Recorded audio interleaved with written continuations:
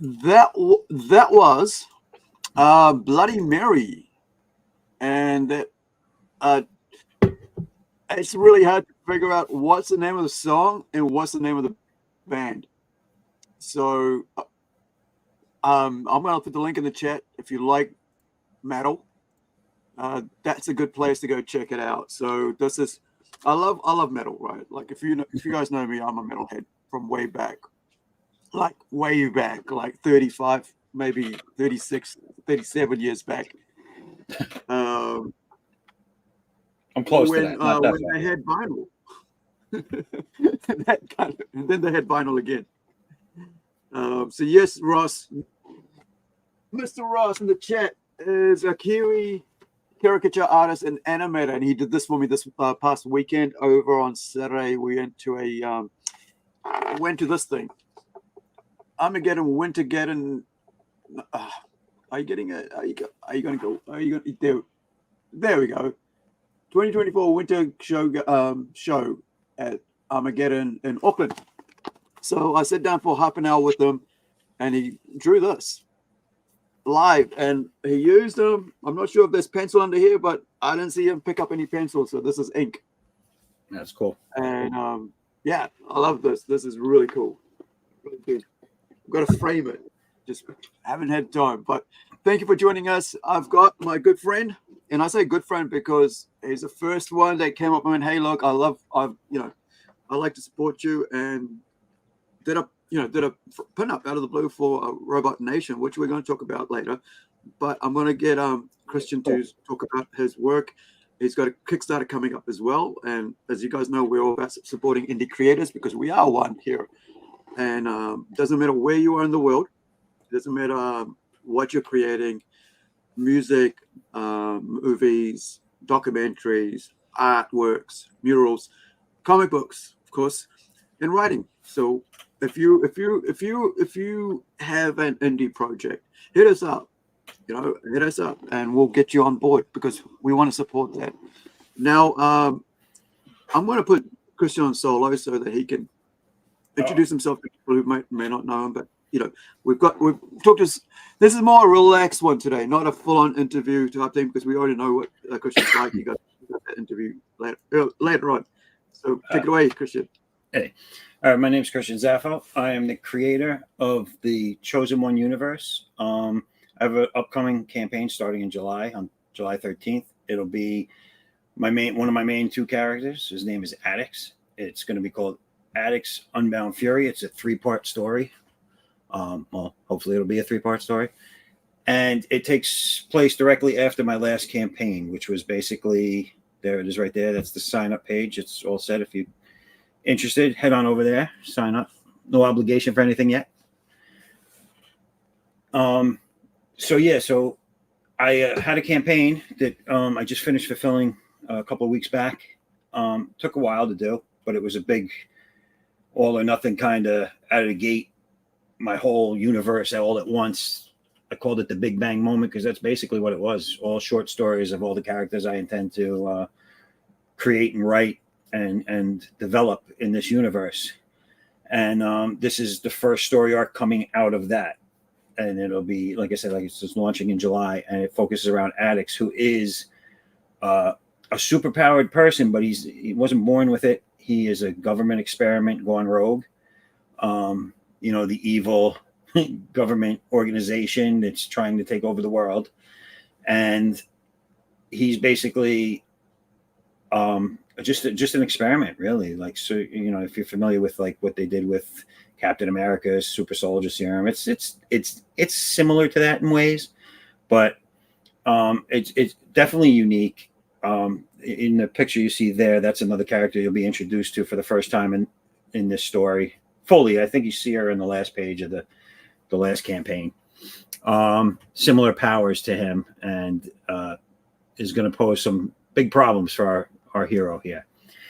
But basically what it is they're he's looking to dismantle this organization that took advantage of him when he was down on his luck and turned him into this creation. This is some of the covers. That's the cover right there for the number 0 that was in the last campaign. And so he was a highly decorated military man with a wife and kid, and he retired at the age of 30 from the military to spend more time with his family. And shortly after doing so, his wife was killed horrifically in a car accident. He got hit by a truck.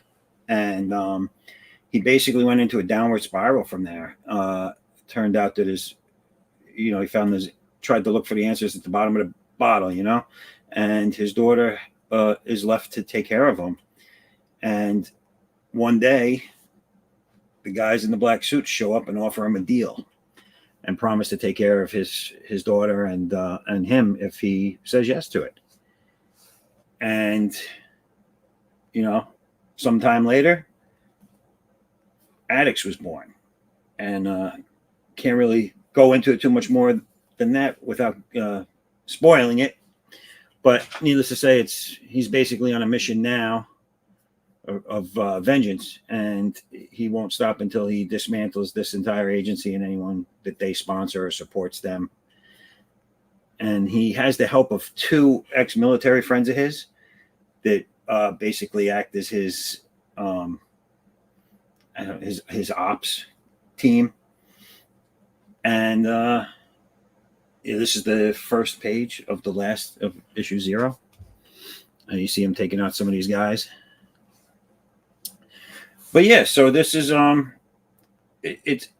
want to do all my characters in 3-issue story arcs, going from one to the next, and rather than so much doing cameos or crossovers, my plan is to have things that happen around them during the course of the story that are going to be tying the universe together. You'll understand them either as you're reading it, or later on you'll reflect back and be like, oh, I saw that happen in that issue of the other story arc. That way I'm not trying to put out 3 different books at the same time to keep it all in continuity and connected. And so I'm looking forward to this. I'm really excited about the story, the art and the teams. I do all the art and the writing myself. I did the lettering. As of right now, I'll be doing the lettering moving forward until I decide to get someone else for that. But I have a great team of colorists, and there's been some really great people doing variant covers I had some really great ones on the first campaign, and I have some really nice ones on this one as well. That picture you actually see is one of the covers on the sign-up page, and that's by Vic Medina, who I think just did a fabulous job with them. I mean, he nailed it first time out of the gate. And that right there. And in the previous one, I had the 2 guys I sought out right away are guys that had inspired me since I was younger. When I was getting into the business around the same time they were getting their names, Bart Sears and Andy Smith, and I have a cover from both of them on that campaign. So that was such a great thrill to be able to have them on there. And I don't know what else there is. I mean, you can see right there a little bit of my bio. I did an in-depth bio add on to the campaign, the last campaign. There's also going to be there's the 2 covers, Bart Sears and Andy Smith. Bart's on the right, Andy on the left. This first campaign, I'm going to put together a trade paperback, like perfect bound soft cover, as a catch-up tier on this new campaign for all those that have missed it that might want to go back and get it. Also, some of the prints that I offered, I'll probably be reoffering them again in the campaign only. What else? I don't know. I think that's all I have right now for that. Yeah, I'm gonna ask you a bit more questions about that as we go on. Oh, no problem. So how's things been, man? It's been maybe 8 months since we last chatted. Yeah. On here. Last time we talked, I was really anxious to get everything done and out. I had to wait a while. It was my first time doing any of this, especially by yourself, and with crowdfunding, you're your own publisher, and you have to try and find people that can help you get through all the Yeah. tough spots. So I had a lot of good people helping me, and they were patient with me.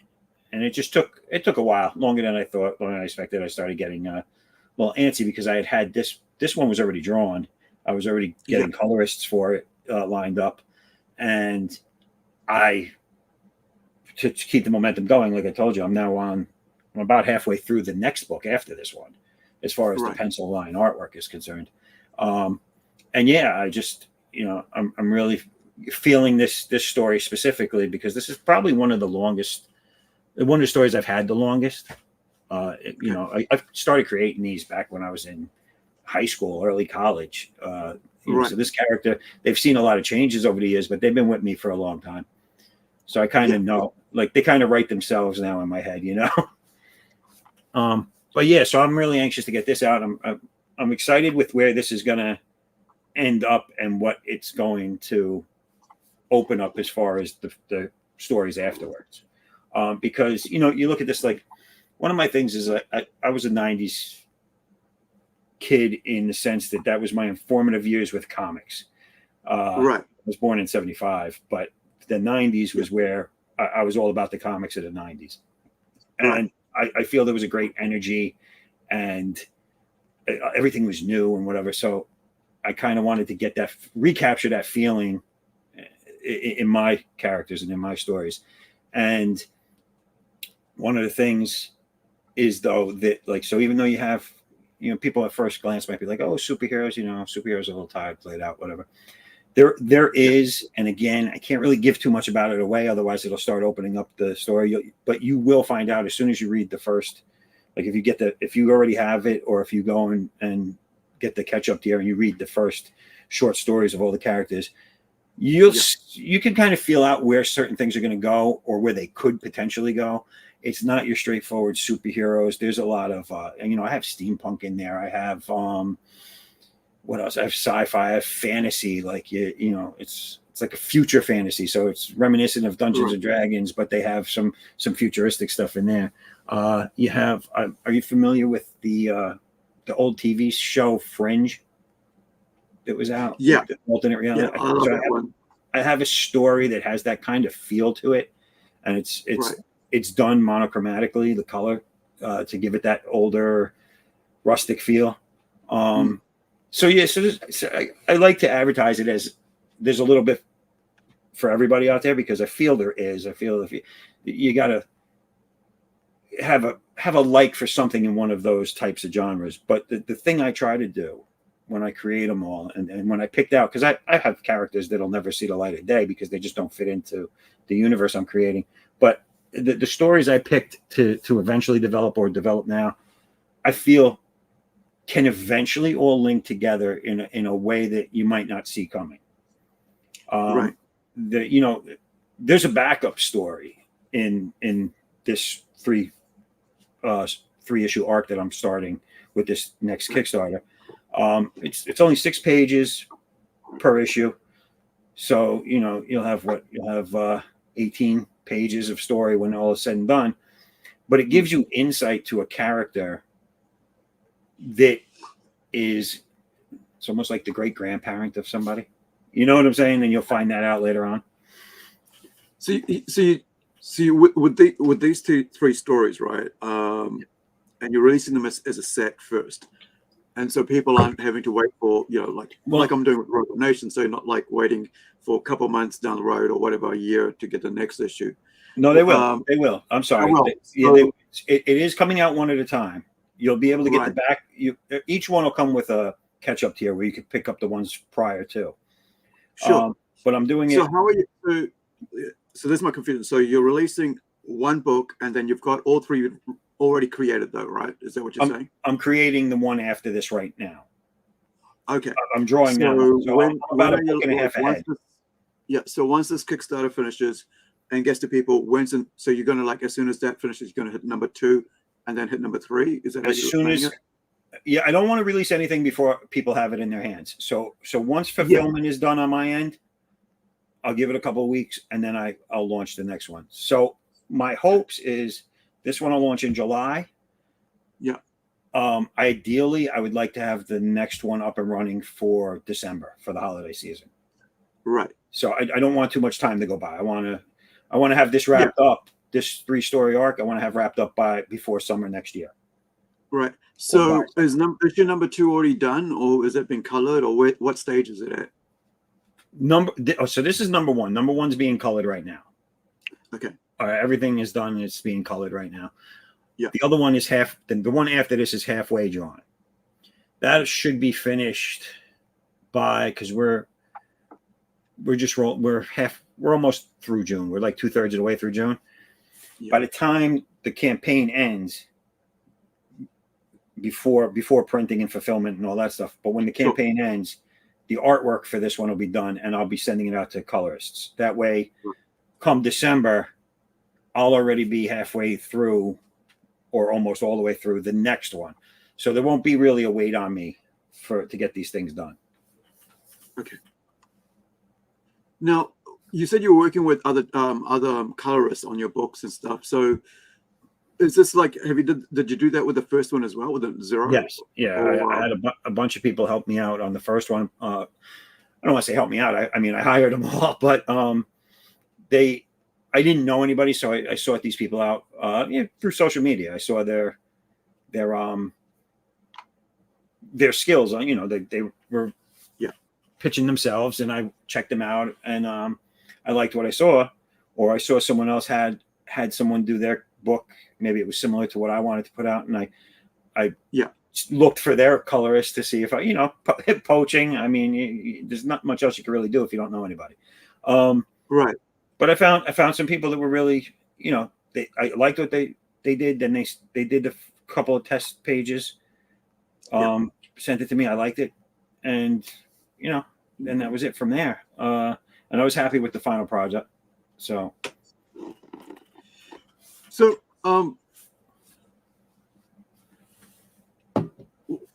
with the campaign, you're running for 30 days, with this one here. So guys, if you're watching, you guys can, click on here. The link's in the chat. I'll put it up again so you guys can grab it.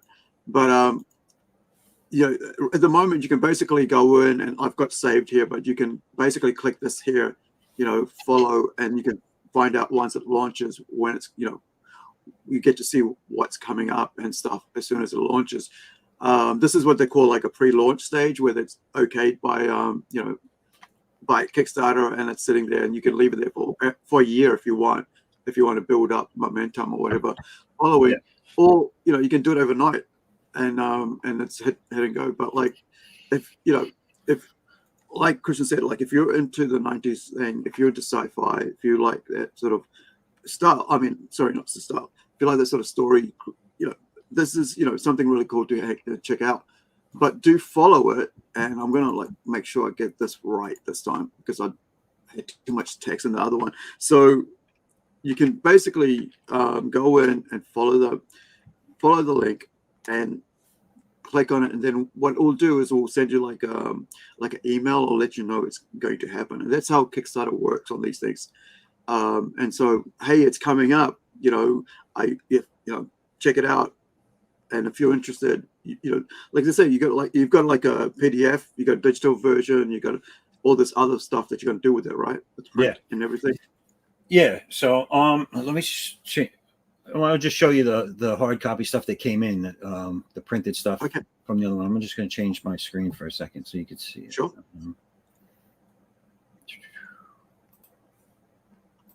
Go here.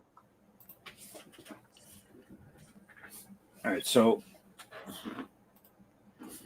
this is the hardcover book, and this is one of the covers. I think I had 5 different covers for this. Mm-hmm. And this one was done by Louise Thomas.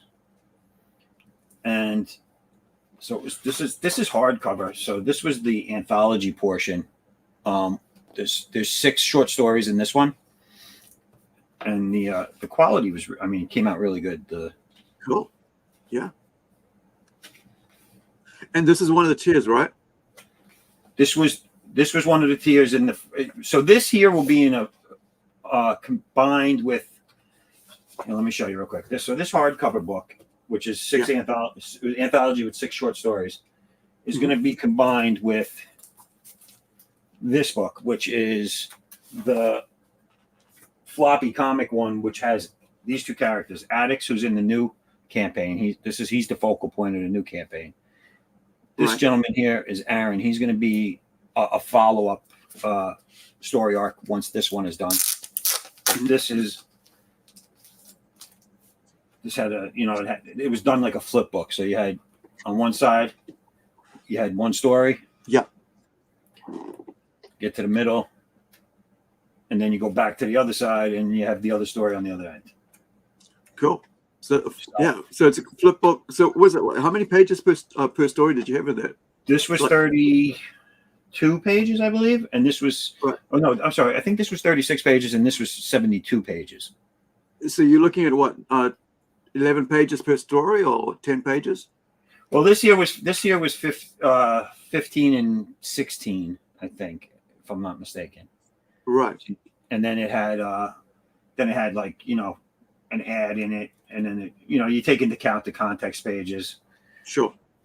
So I think it was 36. It might have been 34. The actual count, unless I go through and count, I don't remember it off the top of my head. The new one's going to be 35 pages main story, 6 pages backup story, and then maybe like 2 pages with promo. Mm-hmm. But anyway, so you're going to get all this in one paper-bound version as a catch-up tier. Yeah. But it also includes, like I said, I put a little bit of a bio story in here with some sketches that I did about myself and how I created the universe that I'm putting out. Right. These are all the different stories. Mm-hmm. There's 6 different ones. And then you have, I did an ad for, this is the one that's, that the upcoming campaign is for, Addix #1, Unbound Fury. Right. And so, so you would get, in the next one, they're going to be comic size, so it's not going to be the oversized hardcover size anymore. And it's all going to be combined in one perfect bound trade. And that's pretty much what you'll have as a backup tier if you missed it the first time around. Mm.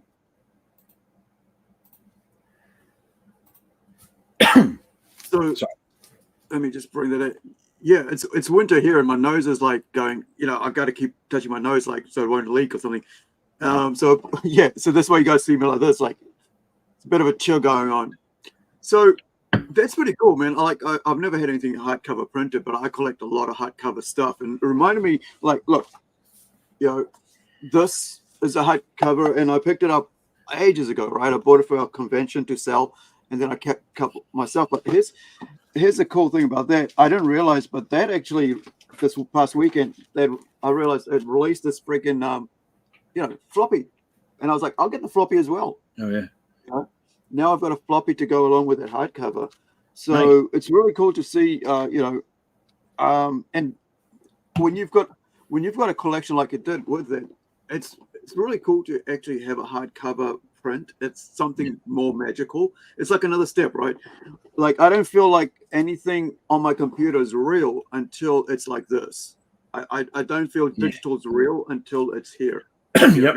I can touch it, smell it, open it up. And that's why that's why I'm all for physical media compared to digital media, because I think I can reach for it when like I just did, right? I can reach for it and go, show it to you. And digital is like, oh yeah, it's just on my computer. There's like no value to it, nothing. And this is like 2012. I didn't even know they put it out in 2012, right?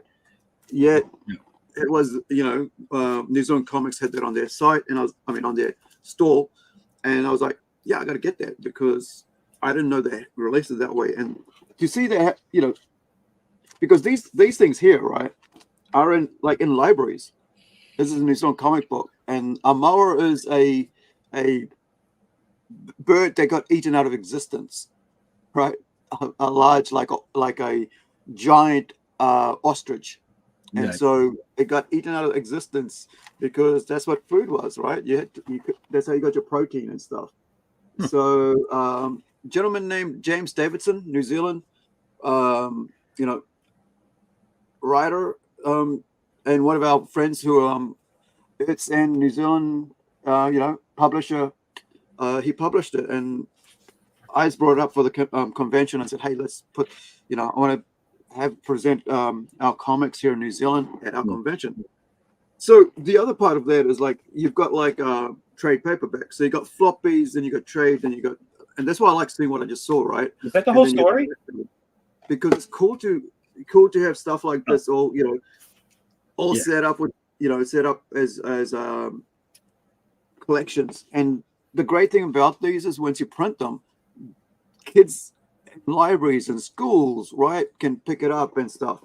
And I think, as I love seeing comics in comic stores, but and I love seeing Kickstarter comics or Kickstarter people getting them and backing them, and I love that support. And because we just did a Incredigo, that got supported, they got put out there, and of course now we got Robot Nation. But the end goal should be to get it into as many hands as possible. And it's your comic. Like if you're just thinking about like sit on Kickstarter all day, or just sell to my friends at the convention, that's all cool. And like I said, when I run my conventions, I make sure those comics are there to sell. But that should not be your end goal. Your end goal should be to get it as many people into as many people's hands as possible. That's why I don't like the whole idea of it's digital. Let's keep it digital. Let's sell digital. The offering's there for digital. And it should always be there, right? For people who can't afford it, like who are like way out in the wop. It's going to be like here. I'm like, every time I get a comic from America, it's going to cost me $30 for, or like an Aussie, it cost me $20. Like I got this sent this past week when I got back from the convention from the Mac Brothers, right? When I got home, this was waiting on my door the other day. I opened it up on stream, and I said I want a foil cover. So I did because I know the guys interviewed them. I said, hey, I want a foil cover, so I'll pay for that separate. But then on Kickstarter, I went on and I paid for this as well, and they paid for the postage and everything. So then, it cost me about $20 from Australia to get these two sent out. So one of the things I think a lot of people don't understand is Kickstarter isn't that expensive if you look at what's happening in the comic stores right now. Yeah. Incentive covers are like $50, $40, $30. So you shouldn't bulk at the price when it comes to a 25 limited issue covers. So like, I mean, I'm going to, I don't know if you can open up your one to show us on your side screen, but I'm going to show you guys what we're doing, right, on our one, so you can see what's on offer. So the reason I want to show you this is because when we do our covers, we don't do like 100,000 issues, right? These are limited set covers, which means when you go in there, you're going to get like 25 for some cover or 50. That's the max, right? Because, these things are limited. And the only things that aren't limited, like, is our English, Portuguese, and Spanish cover, right? So you get this in English, you get that in Spanish, and you get that in Portuguese. However, you go to these other ones, it's something like about 25 covers, limited. That's it. That will be printed. We'll probably print another 5 for ourselves as, as archives and for our creators and stuff, and people have done the work and so forth. But 50 is the maximum on any of these, right? So if you back one of these covers, you're getting 1 in 50 or 1 in 25. That's the most limited. But here's the thing. If you're a shop owner, and a lot of people don't understand that, if you're a shop owner and you're running a comic shop, you have to buy 25 comics to get that 1 in 25 limited cover, variant cover, right? And that really is what destroys comic stores, as well as the crossovers that has been done that for the years, for decades right now, especially the last 15 years. Crossovers.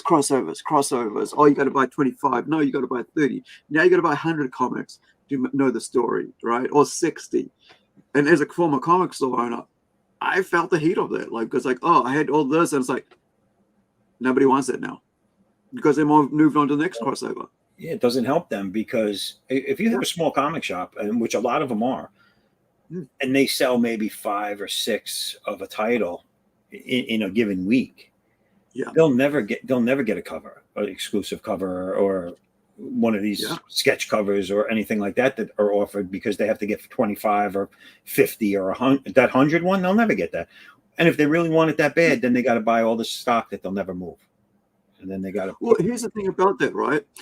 If you get 1 in 100 special, you have to sell. And this, and I'm going to use the American price, right? It's because most of our food is going to be American here. And in New Zealand, as you guys know, what the price of a comic is, right? It's around about $9 to about $12 to about $14 to about $24 or $50 here in a shop. Wow. And I'm all for shops, and we've got a shop tier. But so if you decide to get, if somebody comes in and goes, hey, I want that cover, and it's 1 in 100, and you got to weigh out, I now need to spend $200 American, right, to actually spend to get that one cover. And on top of that, I got to be able to have a market for that 100 comics that I've just paid $200 for, to get rid of it, right? To sell, to make back my 200, but then also to make my profit, which is basically 400, make it worthwhile to me. And I think this is why, like, I think there's a misunderstanding about how this works when it comes to variant covers in stores. Just same thing. You got to buy 25 at about $50, then you got to sell it. And they end up like Christian said, in the backlog. Yeah. Because that one person wanted that cover, and I've done that before. I've said, "Hey, can I get that cover?" And I've gone out of my way to pay $25 for that cover, because I understand. And this is even before I owned a comic shop, because I understood how it all worked price wise. And so when you go to back a comic like ours and Christians on our Kickstarters, what you get is like what is there. Like you say, okay, I'm going to buy this. You're not going to get any premium prices. You're just going to get what the price is, because we're doing like because we got to pay a third to Kickstarter for this whole for the use of the software, and the website and everything like that, and all their the audience, because they have a huge audience. Kickstarter is the biggest audience when it comes to crowdfunding in the world, right? If you go on Facebook and you look at I love Kickstarter, Kickstarter backers and stuff, or private groups Kickstarter, there's about 100,000 people on some of them, 60,000, 50,000, and it's huge. And you got, if you're an indie creator, right, you got to be part of those groups, because that's where your audience is. That's where people get to see it. Because if you're not out there pushing yourself, you're not going to get seen, especially if you're just starting out. And I learned that the hard lesson last year, man. I was like, I should have been like out here like for about a year going, yo, we got this comic coming up. We got this comic coming up. Right. And joining every group I could get to, and, and try and figure out what's going to work and what isn't going to work. So Christian, now I want to talk about how you're marketing, because, segue to that, because I think that's probably really good to talk about, marketing an indie comic, because none of us like in the indies have thousands and thousands of dollars to promote shit. Like, well, seriously, I get a coffee cup and I go and stand on the corner and I'm like, please help me out. No, I send it everywhere. I'm not as well versed as most people with all the social media, but I mean, I hit Twitter, I hit Instagram, I obviously big on Facebook. I want to get my own YouTube, but for now I've been I've been jumping in and out of people's streams who will have me, obviously, and there's some people that have been really generous and have let me promote my stuff. So yeah, it's that's part of the job too. It's just nonstop. It never ends. You got to if you ain't going to sell it, who is? And no one's going to do it for you. And it's your stuff. And if you care about it and it means something to you, like this does to me, this is something I've always wanted to do. I mean, I've been doing art since I was 6 years old. I mean, granted, just like in everything else. I know I'm far from the greatest comic book artist out there, but this is what I do, and I love it, and you have to love it because it's a lot of work if you don't love it. If you don't love it and you're doing this, you're going to burn out. You're going to not fulfill, even if you start a campaign. We see many of those go on. It has to be something you care about. It has to be something you enjoy doing. It's like the old saying. If you love what you do, you never work a day in your life. And I love doing this. Right now it's in every bit of my spare time that I get, I'm working on my books and the art for it and everything, the writing. But the dream would be to have this be all I have to do, and hopefully one day it gets there. But right now I'm having fun. It's great. Like you said earlier, it's great to see the stuff in print. I offer digital because, again, like you were saying, there's people that just can't afford it. Maybe they have the $10 or $12 for the book, but they don't have the $20 for the shipping, which is insane. It's like, that always boggled my mind. It's like, I work in construction, and it's like giving the guy that's going to run to get coffee. Well, the coffee costs $1.50, so I'm going to give him $1.50 for the coffee. But now I got to pay him $5 to go get it. Like, it's like, that's what it would be like. It's, the person picking it up and dropping it off costs more than the stuff you're getting in the beginning. I think, I think we're a bit more wiser. Like, I was a bit conscious, not conscious, but more worried with Incredigirl. Like, people aren't gonna, after that ended, I was like, the cost inflation is really getting high, and everybody, and I'm a bit worried that people won't support it. But then I looked at myself, like, hey, I wanted this. I wanted a physical copy of this, right? And it costs probably just slightly bit less than the actual, to get it sent over. It was cost me $20, New Zealand $20, which is another $10 is what will get me from America, so $30 from America. But from these two with the cards, this cost me $20 from New Zealand, which is almost like an hour's worth of work, right? Because I think it's about $25 an hour, which works out to be about $12 US, I think, an hour from Australia. And I'm yet to read it, but I got the guys back. I got to read it before next week because I've got the guys back on next weekend to talk about it and fulfilling that and getting to people, and then going to conventions and getting the support and stuff. But I wonder, like, I don't think like the comic buying, we don't give the comic collectors enough credit, right? And we worry too much about freight. I think, and this is where it came down to me. It's like, well, if I'm willing to do that for myself with other people's work, but also there's works that I want, but I don't have the money for, I'm gonna like weigh it up, right? What can I afford? What can I get physical, and what can I get digital? So, there's about, I think there's because there's also the other thing I was talking about, like how once you do finish your Kickstarter and you get your your story art done, then you could offer it to a shop, or to a small print, and you go, hey, look, I've got this. Can we now get it through into your store now?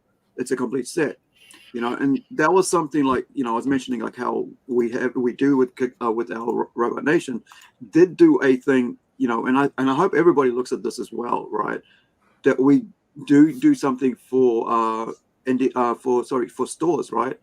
So we did the thing where we charge a retail incentive because, like I mentioned, like if you've got your complete story done, you can then now go, hey, I've got these books, these 3 books. Can you, have it in your store? And this is the amount, and so on. I've done all these promotions. I've done the Kickstarter. I've got all this. There's people that are, there, but there's other people that bought the digital, but because of freight, they weren't able to, didn't buy it. Maybe those guys would be able to get it through a store now. And so would you carry these 3 books? So with us, with this one, I was like, yeah, I got to think of a way to tell a story in a one single comic book, yet make it a bit more interesting. Make it two, like put another story in there. Yeah. So you got a 28-page comic book, and then how do I market at stores? You know what?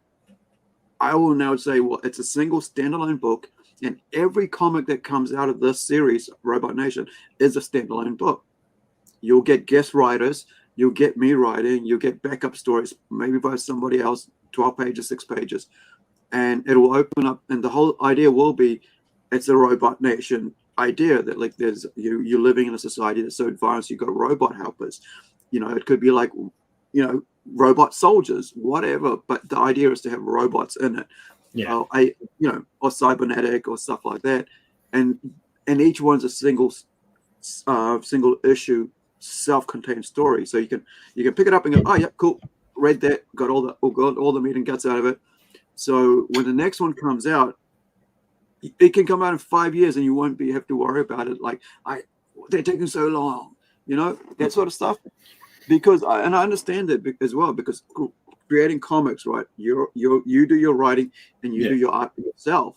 It takes a long time, man. So it takes longer if you're forcing it. It takes if you really are into it. Listen, I did a 40. This one that's coming up now. This campaign that's coming up now is like I said, it's 35 pages plus a 6-issue backup story. I did all of those, and I didn't even realize I was done. Like, it was done so fast. And then what I did is I went back through all of them, and I tweaked some things here and there, and I was like, no, this is done. Leave it alone. Move forward. But I have a little bit of a like ADD when it comes to my artwork. Like I lose focus very fast. So right.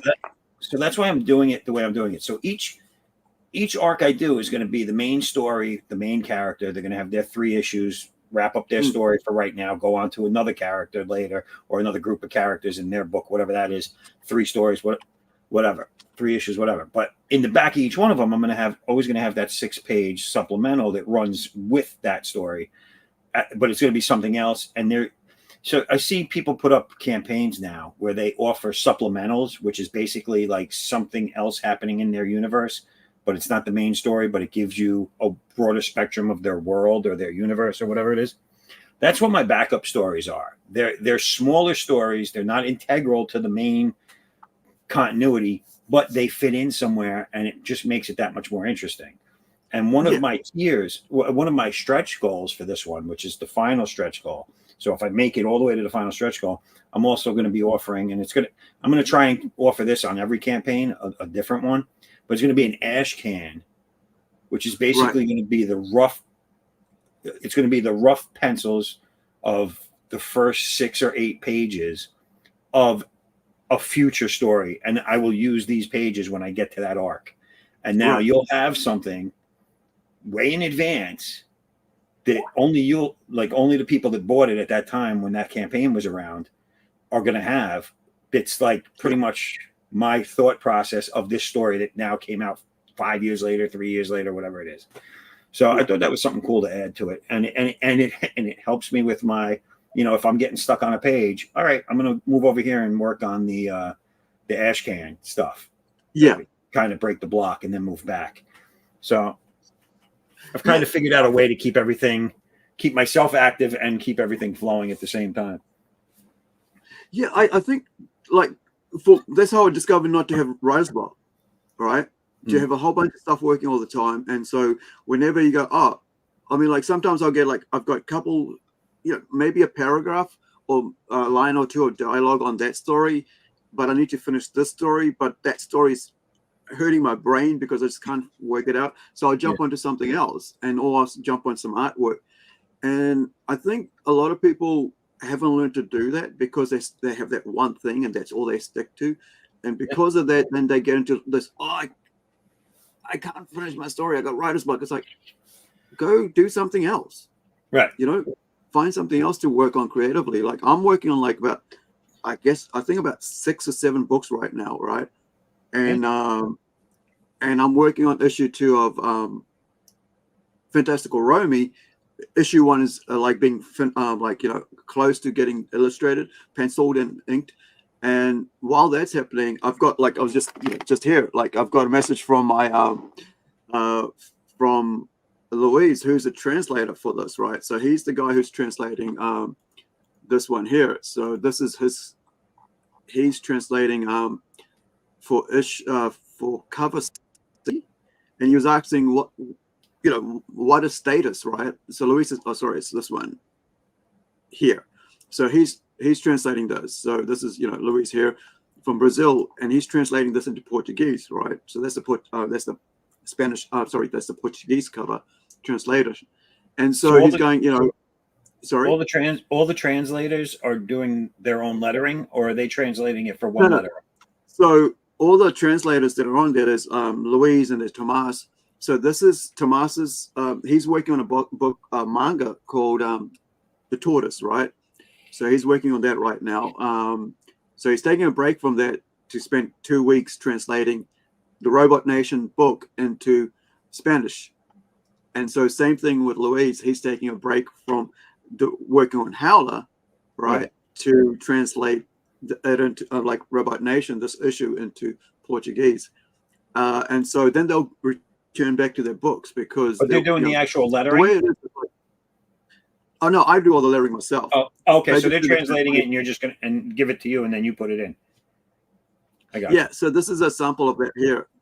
So this is a page here. So this is, this is Louise here. So this is in Portuguese right here. I don't know how to read Portuguese, so but I do know what this says, right? This is like Venus Colony Alpha, right? This is Captain Prashankar. Calling again, right? And so, por favor, right?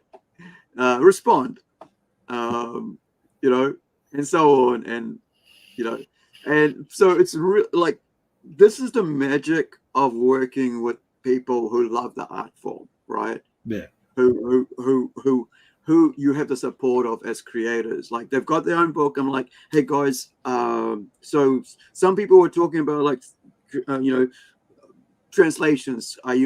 Would you guys like to do that? Yeah. So Luis, do you speak can you do it in Spanish? No, Aru, we don't speak Spanish in Portugal. In Brazil, I should say. In Brazil, right? We speak Portuguese. And I'm like, wow, that's a new thing I've just learned. And it's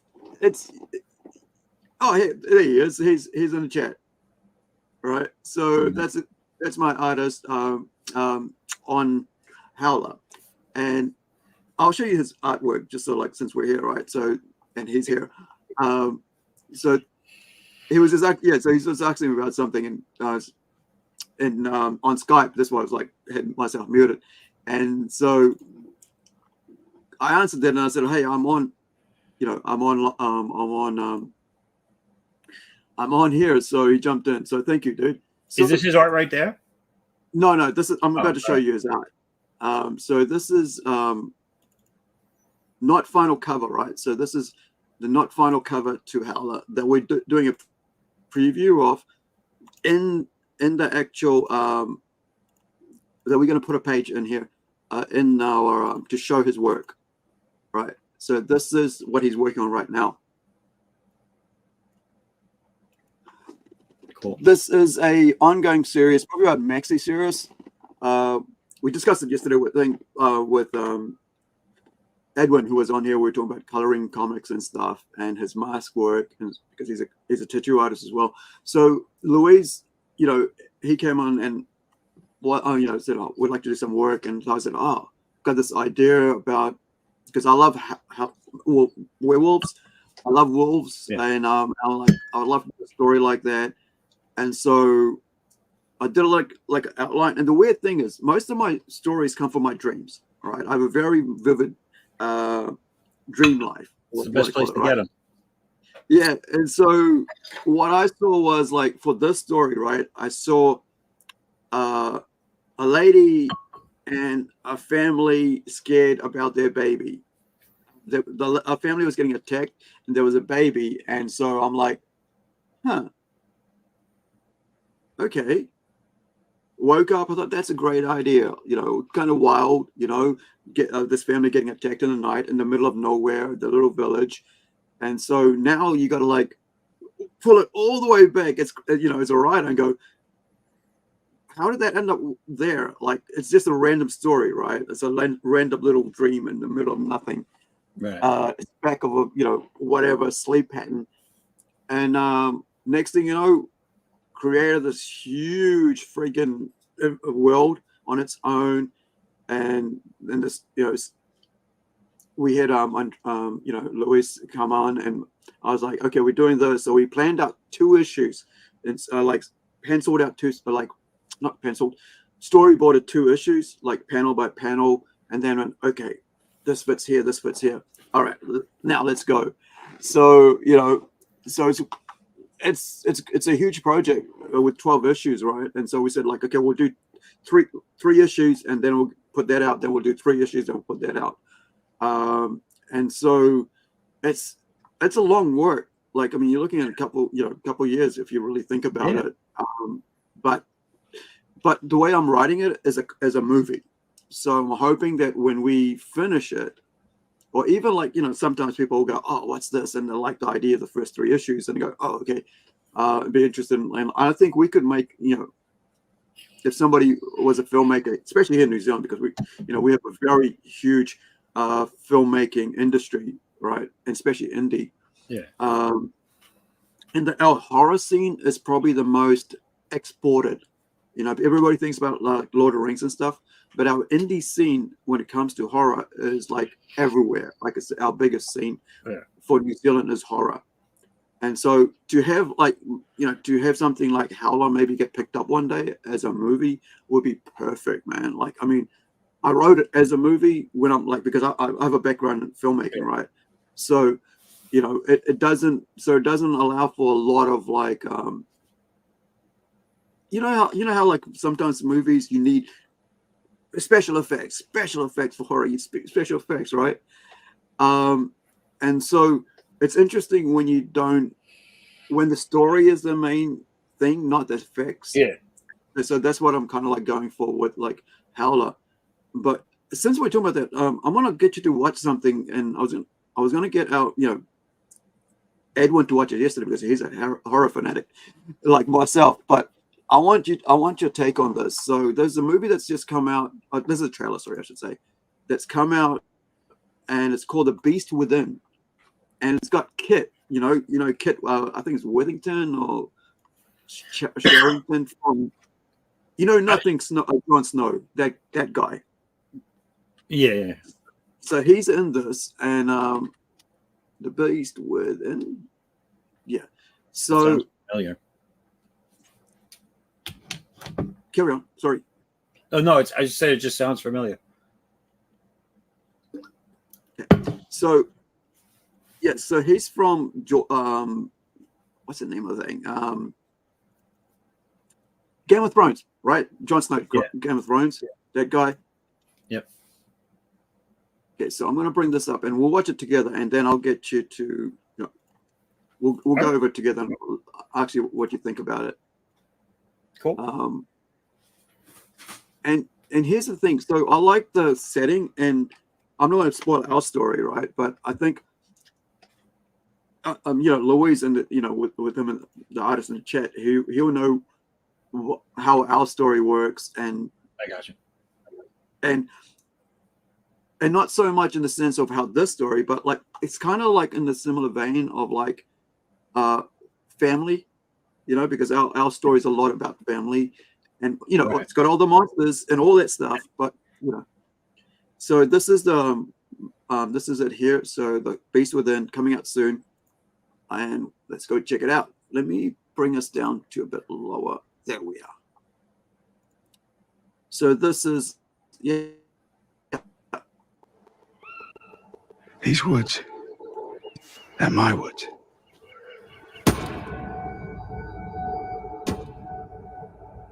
I'm king of these woods. King. I, king of these woods, pronounce thee princess.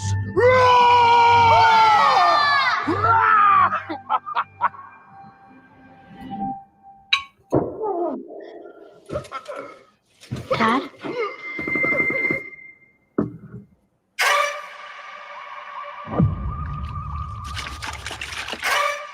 Mama? Yes, we are. Where are you always going?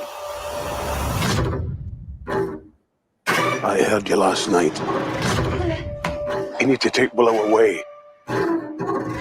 Are we safe? I would never let anything hurt you. He is your father.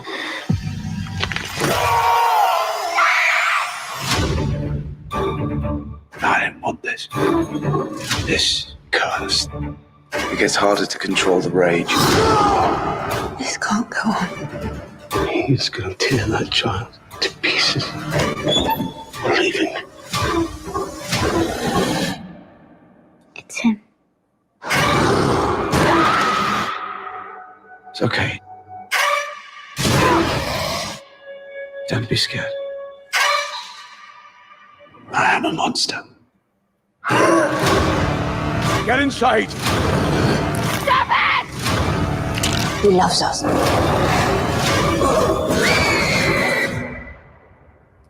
Kneel before your king.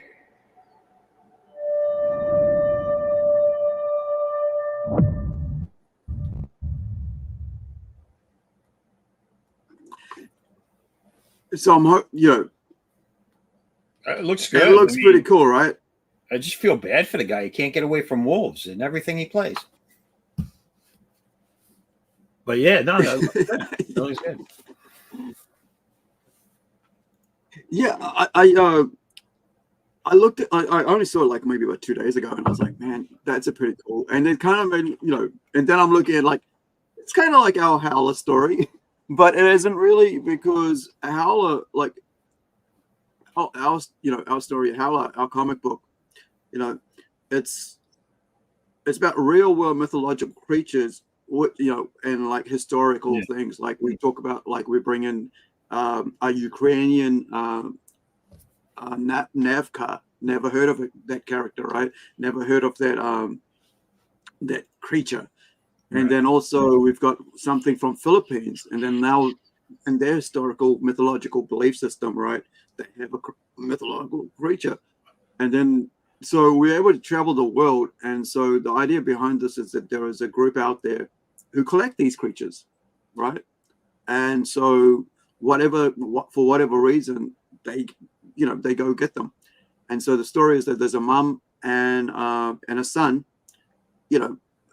running a pizza shop in Auckland, New Zealand, where we were last weekend, about 3 hour drive from here, 2.5 hour drive. And so, you get the son's in love with this local girl, and there's conflict there, and then there is the conflict that comes with who these people, who the mom and son are. But I like how like this story is about the dad and the daughter, so it's kind of like it's interesting because I think there is I think a lot of us, like when it comes to storytelling, right, and our attachment to stories, I think we are more tied in when there's children involved with a parent. Like we're like, and it's like it kind of pulls at our heartstrings. Like, what would I, as a parent, do in that situation, or what would how would I be behaving? So, like when you're writing stories, what do what is your aim when you're telling a story? Because my aim is like, how do I write these characters and to make them behave naturally, to be able to just tell their stories in a way that people will get entertained. How do you tell stories? So what is your... So for this, I'm going to use the story I'm writing right now because it's the freshest in my head. For my character Addicts, his background as to why he is who he is now, how he got there, and where he's going is all about the loss of his wife and love for her, and his daughter and his love for her moving forward. Right. And it fuels his love for them, or for his daughter, fuels his reason for joining the experiment. His love for his wife who passed away and his despair of losing her made him a prime candidate for them to go after him, to put him in the project, because they saw he was a man down on his luck, drinking his life away, but he was highly skilled in what they needed. So he was a prime candidate for them.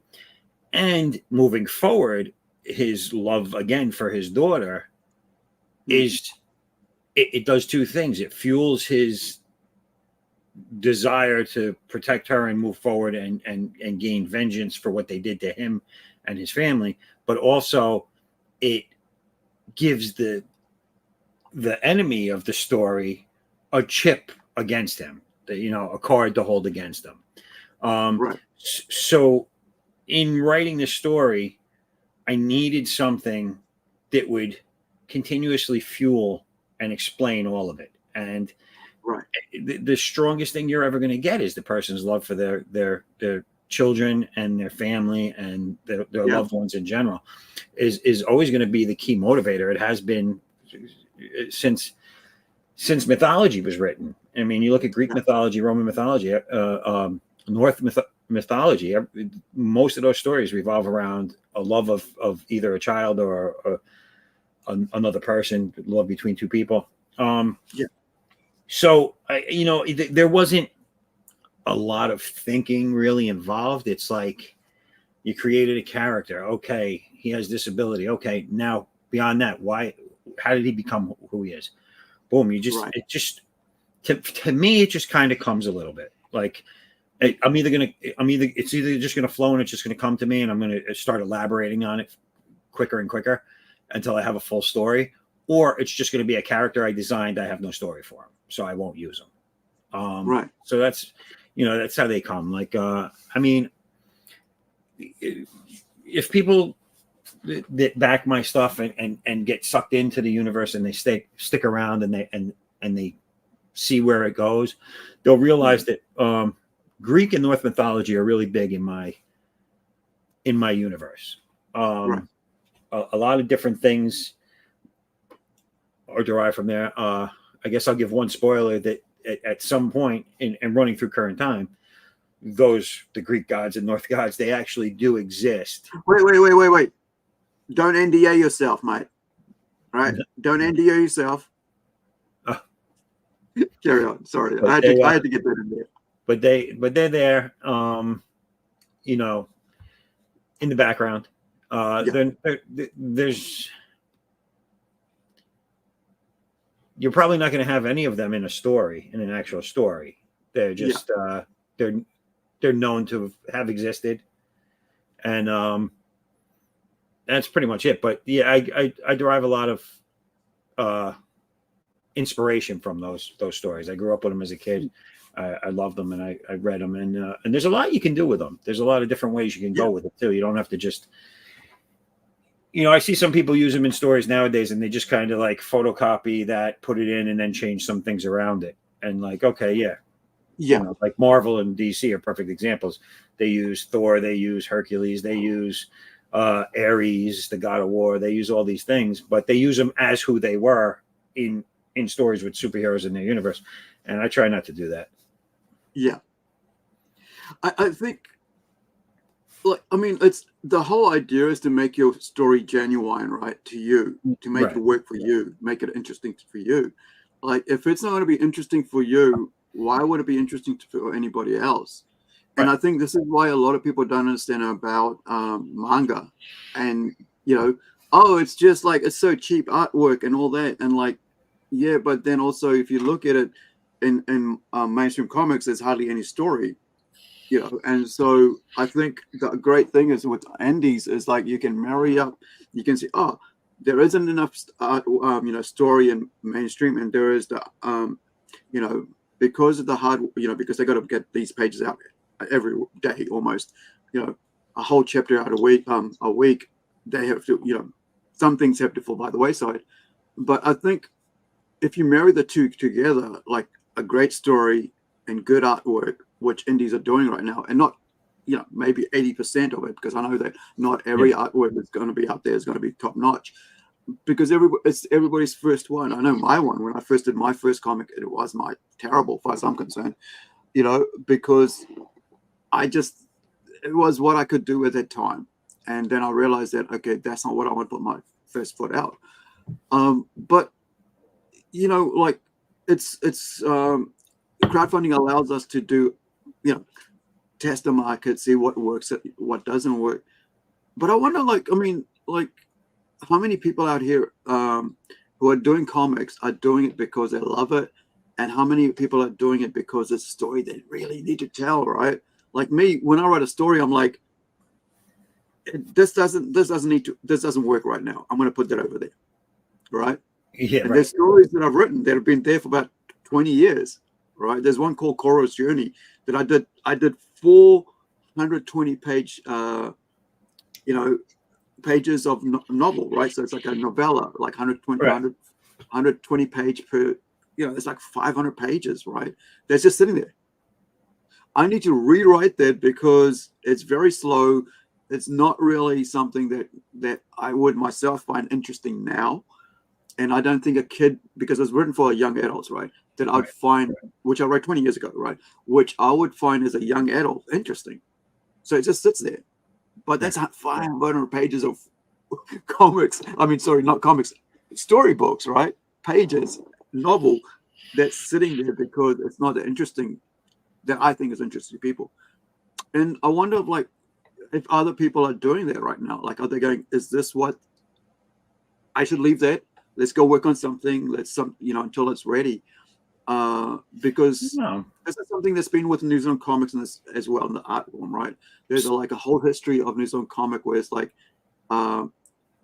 people look down on it because it's like, it's very cheap, it's photocopied, it's very tacky. There isn't any sort of there isn't any care about what they're putting out. It's like they're just shoving it out there because this is what I want to tell, not thinking about the audience, not thinking about the market, not thinking about who they're competing with, right? So there's a lot. So I got a lot for all of that. Sure. So when you first asked the question, I thought you were asking a different question or asking it differently. So I'm going to answer that first. At first, I thought you were asking the people doing the comics nowadays, the crowdfunding, how many of them do you think really care about what they're doing, and how many are thinking they're just going to make a quick buck and get a name? I think about 20. My estimate, and I've been around this now for 3 years. Right. When I started getting involved in this and watching the YouTube channels and getting involved with things, and I was putting my other project together. So it's been about 3 years already, believe it or not. And now that big project's out of the way, I'm moving faster. But I've noticed it. Like, I'm going to have to say maybe 25% of the people that are doing Kickstarters, Indiegogos, whatever crowdfunding source they're using, I think about 25% of them are putting it out because they think they're going to make $1, or they think maybe I'm good at it, but I really don't like it, or whatever the case may be. I see people that have stated that they're doing X, Y, and Z on a campaign because they know it sells, or because they know there's a market for it, or they're changing their style to go manga because they know they'll make more sales, generate more sales. When you're doing something for the sales, when you're doing something for the demographic, you're doing it to make money. You're doing it to become popular. You're not doing it because you love it. Because the minute it doesn't pan out for you, you're dropping it and you're moving to something else. Now, someone like me, I can only speak for myself. I love what I do. So if I come up with a story, I'm putting these characters out there with myself invested in it. Like, there's a lot of my personal emotional stuff in these stories because I love these characters. They're like my children on paper. You know what I'm saying? And and there's going to be people that say, hey, that's crap, I'm moving away, I'm not even clicking on it. And then there's going to be people that are like, oh wow, I love that looks great, gotta see what else they've done. There's going to be that no matter what you put out, no matter how close you look at a demographic, there's going to be people that are going to look at it and say, yeah, that's shit. If you styled yourself to be manga because there's more fans of manga backing on such and such site or whatever, or that's the trend nowadays, you're still going to get people to come across and say, that's shit, I don't like manga. You got to do it because you love it to keep it going. If you plan on doing it long haul, you have to love it. If you don't love it, do yourself a favor, save yourself a little anguish, and just do something else. I mean, maybe you like writing, but you don't like the comic field. Then write for someone that does comics if you want to see yourself printed in comics or whatever the case may be. But do the aspect of it that you like. Don't just do it for the sake of doing it, because one, you're flooding a market with stuff that people now have to rifle through to get the stuff that they might like. You're making people waste money, and you're putting something in their head like, oh, I bought this thing. This guy obviously just did it to make a sale. Oh, I don't know if I want to back this other guy's because maybe he's just doing the same thing. You know, you're hurting the market, and you're wasting your time. And I feel a lot of these people get upset with everybody else. It's like, hey, nobody, you know, I don't want to make a big deal out of it, but I do want to touch on the fact that I really think there's too much infighting with the YouTube being a point of getting, you know, everyone went to YouTube and the social medias because, you know, that's where you get everybody to see it. But it kind of spawned this, well, now we have to have strife with each other. Like, this group has to go after this group, and this group has to say something about this person and that person.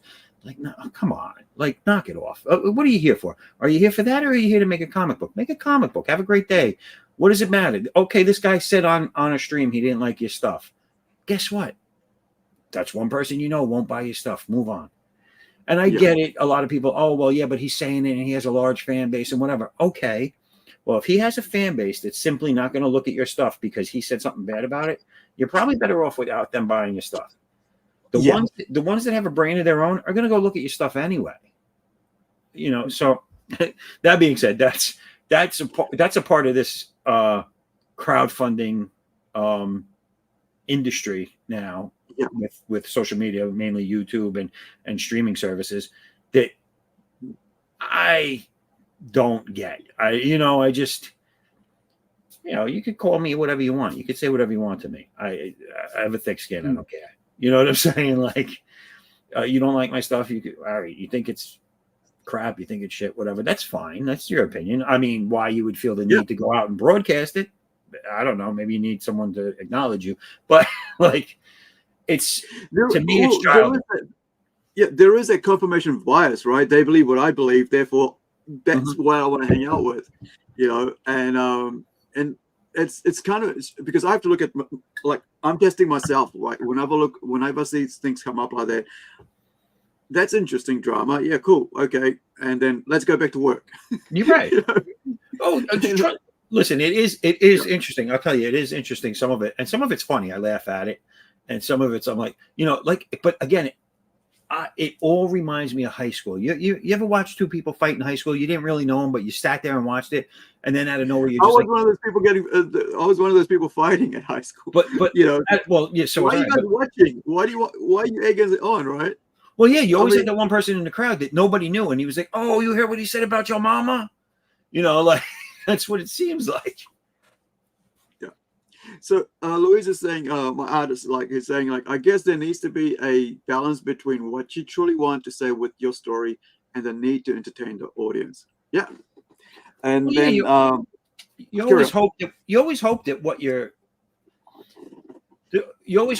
want to say is going to be presented in an entertainment, in an entertaining way, whether that be in a scary way through horror, whether that be in a sci-fi interesting way, whether that be in, no matter what your genre is, you want it to be an interesting story, and it's going to appeal to the people that are into that genre as long as the story is interesting. So yes, you do want to make it interesting, but I feel that goes hand in hand with loving what you do. If you love what you do, you're not going to sit there and create a story that you think is uninteresting.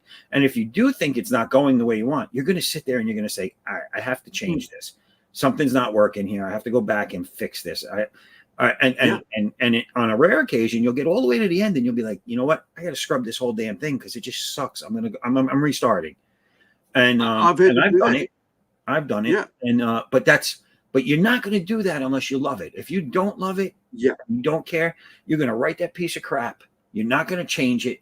You're going to put some artwork to it, and you're going to put it out there and see how many people bite. That's the difference between loving what you do and being an actual artist, writer, whatever, and then just being someone that's trying to jump on the bandwagon. Yeah, and you're right there. Like, I mean, and Louise makes a good point, right? Like at the end of the day, like if you don't love the work, you just put out whatever, right? And then you'll get upset if somebody say, "Oh, well, that's trash." Like when I put out, like I went and sold a comic book for $550 New Zealand, was worth about $1,000, or more US, because it was the first appearance of Miles, or the black Miles Spider-Man, right? Miles Morales. Yeah. So I had the like ultimate Fallout number 4. It's still in this sleeve and everything unopened, and we're doing this stream to raise money to get to print it. The webcomic is a in print, and critical, and then like we got printed, sold a bunch, and then I looked at it and went, yeah, I this is not what I want to do with my first step forward into the world, right? Like as a creator. And so I went, rewrite, put it aside, rewrite, ground up, use some of the panels, use some of the text in it, which worked because the story worked. And then even when we got to the end of it and we're about to put on like a card out, right? One of these, one of these beautiful cards that I've got is the Mac Brothers put out, right? Trading card. And on the back of it, I was about to say what was the the concept about these superheroes that were created. And my artist, right, Kevin, goes, "Hey, dude, this is an all ages comic book, and we don't want to have kids doing this to gain superpowers." And I went, "This is why we're at freaking on Kickstarter, like at Kickstarter, and I'm working on the trading cards because he's doing the artwork for the trading card, right?" And I'm like, "Holy crap! I could have just went, oh, you don't care, right? Yeah, right. Or, I mean, hey, kids will do whatever the kids will do, right? They will play with matches, and like this is a huge concern when a main thing about your superhero, which is for all ages, right? It's for all ages. Mom and dad can give to their children, and or read it for bedtime, whatever. Like I had one of my when Star Wars came out, my nephew, who's huge on Star Wars at the time, he was probably about 5 years ago. It's about, or was it 9 years ago? 9 years. Sounds good, right? So 2015, right, when Star Wars came out through Disney, they put a new whole Marvel series comics out. And so my brother-in-law, he bought the first 12 issues, and he would read with my, with my nephew, Zach, bedtime, comic. And to think that, like, he reads in there, this is how, uncles superheroes get their powers. So I'm going to go try that. Right. No, that's crazy. Go, well, that's also a responsibility to your audience, right? Yeah. Because as much as you can go, oh yeah, it's a comic book, and kids will be kids. There's a responsibility to your audience, and I think this is where I think this my question comes from. Is comics, is indie comics in the grift, because there's a lack of hold on 1 second. I just got to step away for 1 second. I've been here drinking a lot of fluids for a long time. I need 2 minutes. All right. I'll be right back. Okay. So while he's doing that, what I'll do is I'll just put him off there. What I'll do is I'll go through our comic book, which is on Kickstarter right now, and show you a bit of that.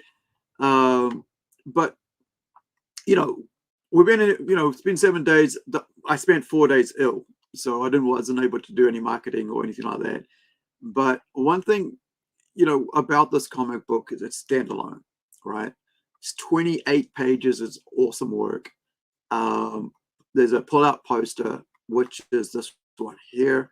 Let me show you. It is this beautiful work here by Edwin, our colorist. This one here. So this is going to be a pull-out poster without any text on it, right in the smack dab in the middle, like in the old days. You can pull out a poster and there's stuff on the back that has got nothing to do with it. I mean, it doesn't affect the comic if you pull it out. Like there's no story there. So I showed that yesterday, but I might show that again later when Christian comes back. So you can basically carefully pull out the, extend the staples out, and then lift it out and you can frame it. You can, or you can just stick it on the wall, right? Or just leave it in there. The thing is, like, like I have a 181 Batman, right, which has got the first appearance of Poison Ivy, and the poster's missing. So whoever owned that, probably a young kid, right, got the poster out at that time and put it on the wall. So you can do that with this one, with our comic. So I'm going to go through from the start, and so you guys get an idea what was going on with this. So this is an ongoing series, but every single issue of this ongoing series is a standalone book. If you're a comic person, you know what a standalone is, which means it's self-contained. You don't have to read any other stories. However, it's an ongoing series, which means that each story is about robots, and it's going to be, every issue is going to have a big main story and it's going to have a backup story, or might have two big stories in it, like this one. This has got a so the first story is is where are we, 16 pages. So you got 16 pages, and if you really thought about it, and I was looking at this, if a normal Marvel comic, this would be a complete 22-page comic book, because they hardly have any story in it. So it's kind of a condensed 22-page story in a 16-page story. I mean, comic book, 22-page comic book in a 16-page story, right? So that one's about the Shankar family. Mom and dad, little Aaron, are in orbit on board their spacecraft above the first human settlement on the planet Venus, right? They're waiting to land, but nobody's telling them, hey, you can land now. And so they can't stay up there forever because they're running out of fuel, right? And so, you learn about why they're going there. Why are this young family going there, and who they are and stuff, and what happens there. So, as I mentioned earlier, Luis is in the chat. He's translating this into Portuguese right now. And so this is the first page we did it to show. So all our comics, by the way, before I go any further, they're all getting sent out from the US, which means if you're in Canada, you'll get the American freight charges. If you're in America, you'll get the American freight charges, so within the country. But if you're like me, over in New Zealand, you'll pay like $30 per comic book to get, but in the US, you probably cost about $10 or something, or maybe a bit more, maybe a bit less, depending on how inflation goes the next couple of weeks, right? Or a couple of months with the new elections and all that. So the second story is the title story, which is Robot Nation. It's a 12-page story. Again, condensed short story. And that's about it's set in the near future New Zealand, which is the actual place of this is just down the road from me. It's a little harbor with like a bay with an inlet, and it's got a wharf. It's a little township, and so you get to see that in this one here. And this is kind of a more futuristic view of it, but this is what sort of looks like. And so our artist, of course, is Francisco Conti from Italy, and our colorist is Edwin. We had him yesterday. You can go check out that stream from yesterday, and he's from America, right? Massachusetts, yeah, or Cincinnati, something like that, New York. And so he's done an amazing job between the two stories. So, you've got one on Earth, and then you got one in space. So you can see the skies, the color, of the environment. And I love that I didn't tell him what to do, right? Like usually, like every now and then I go tweak this, tweak that, but that's about it. But his choice in coloring, man, I love the whole. You get to see this is what Earth is like. You got blue skies and stuff, but when you go to Venus, you got like this orange skies and stuff and desert. And this is like I said, there's the first human colony on this is the Venus Colony Alpha. That's the name of the colony, Alpha, right? Population 362, including children. Crianza? Yeah, I think that's what Crianza means. And so I also put this in there to show like the art without the coloring, and so you get a bit of so all the artwork is done. Right now we're getting it colored, and so that's what's helping, that's going to help this. And so our first cover is this standard cover, and I'm just going to check if our guest is back. Yep. So our first cover is I didn't like.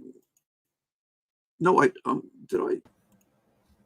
Oh, right. Okay. Sorry. Apologies there. So this is our original cover for the English, and you can buy as many as you want with this. There's no limit on this. Remember, I said there was like a limit to 20 or 20 or 25 or 50 on each of our covers.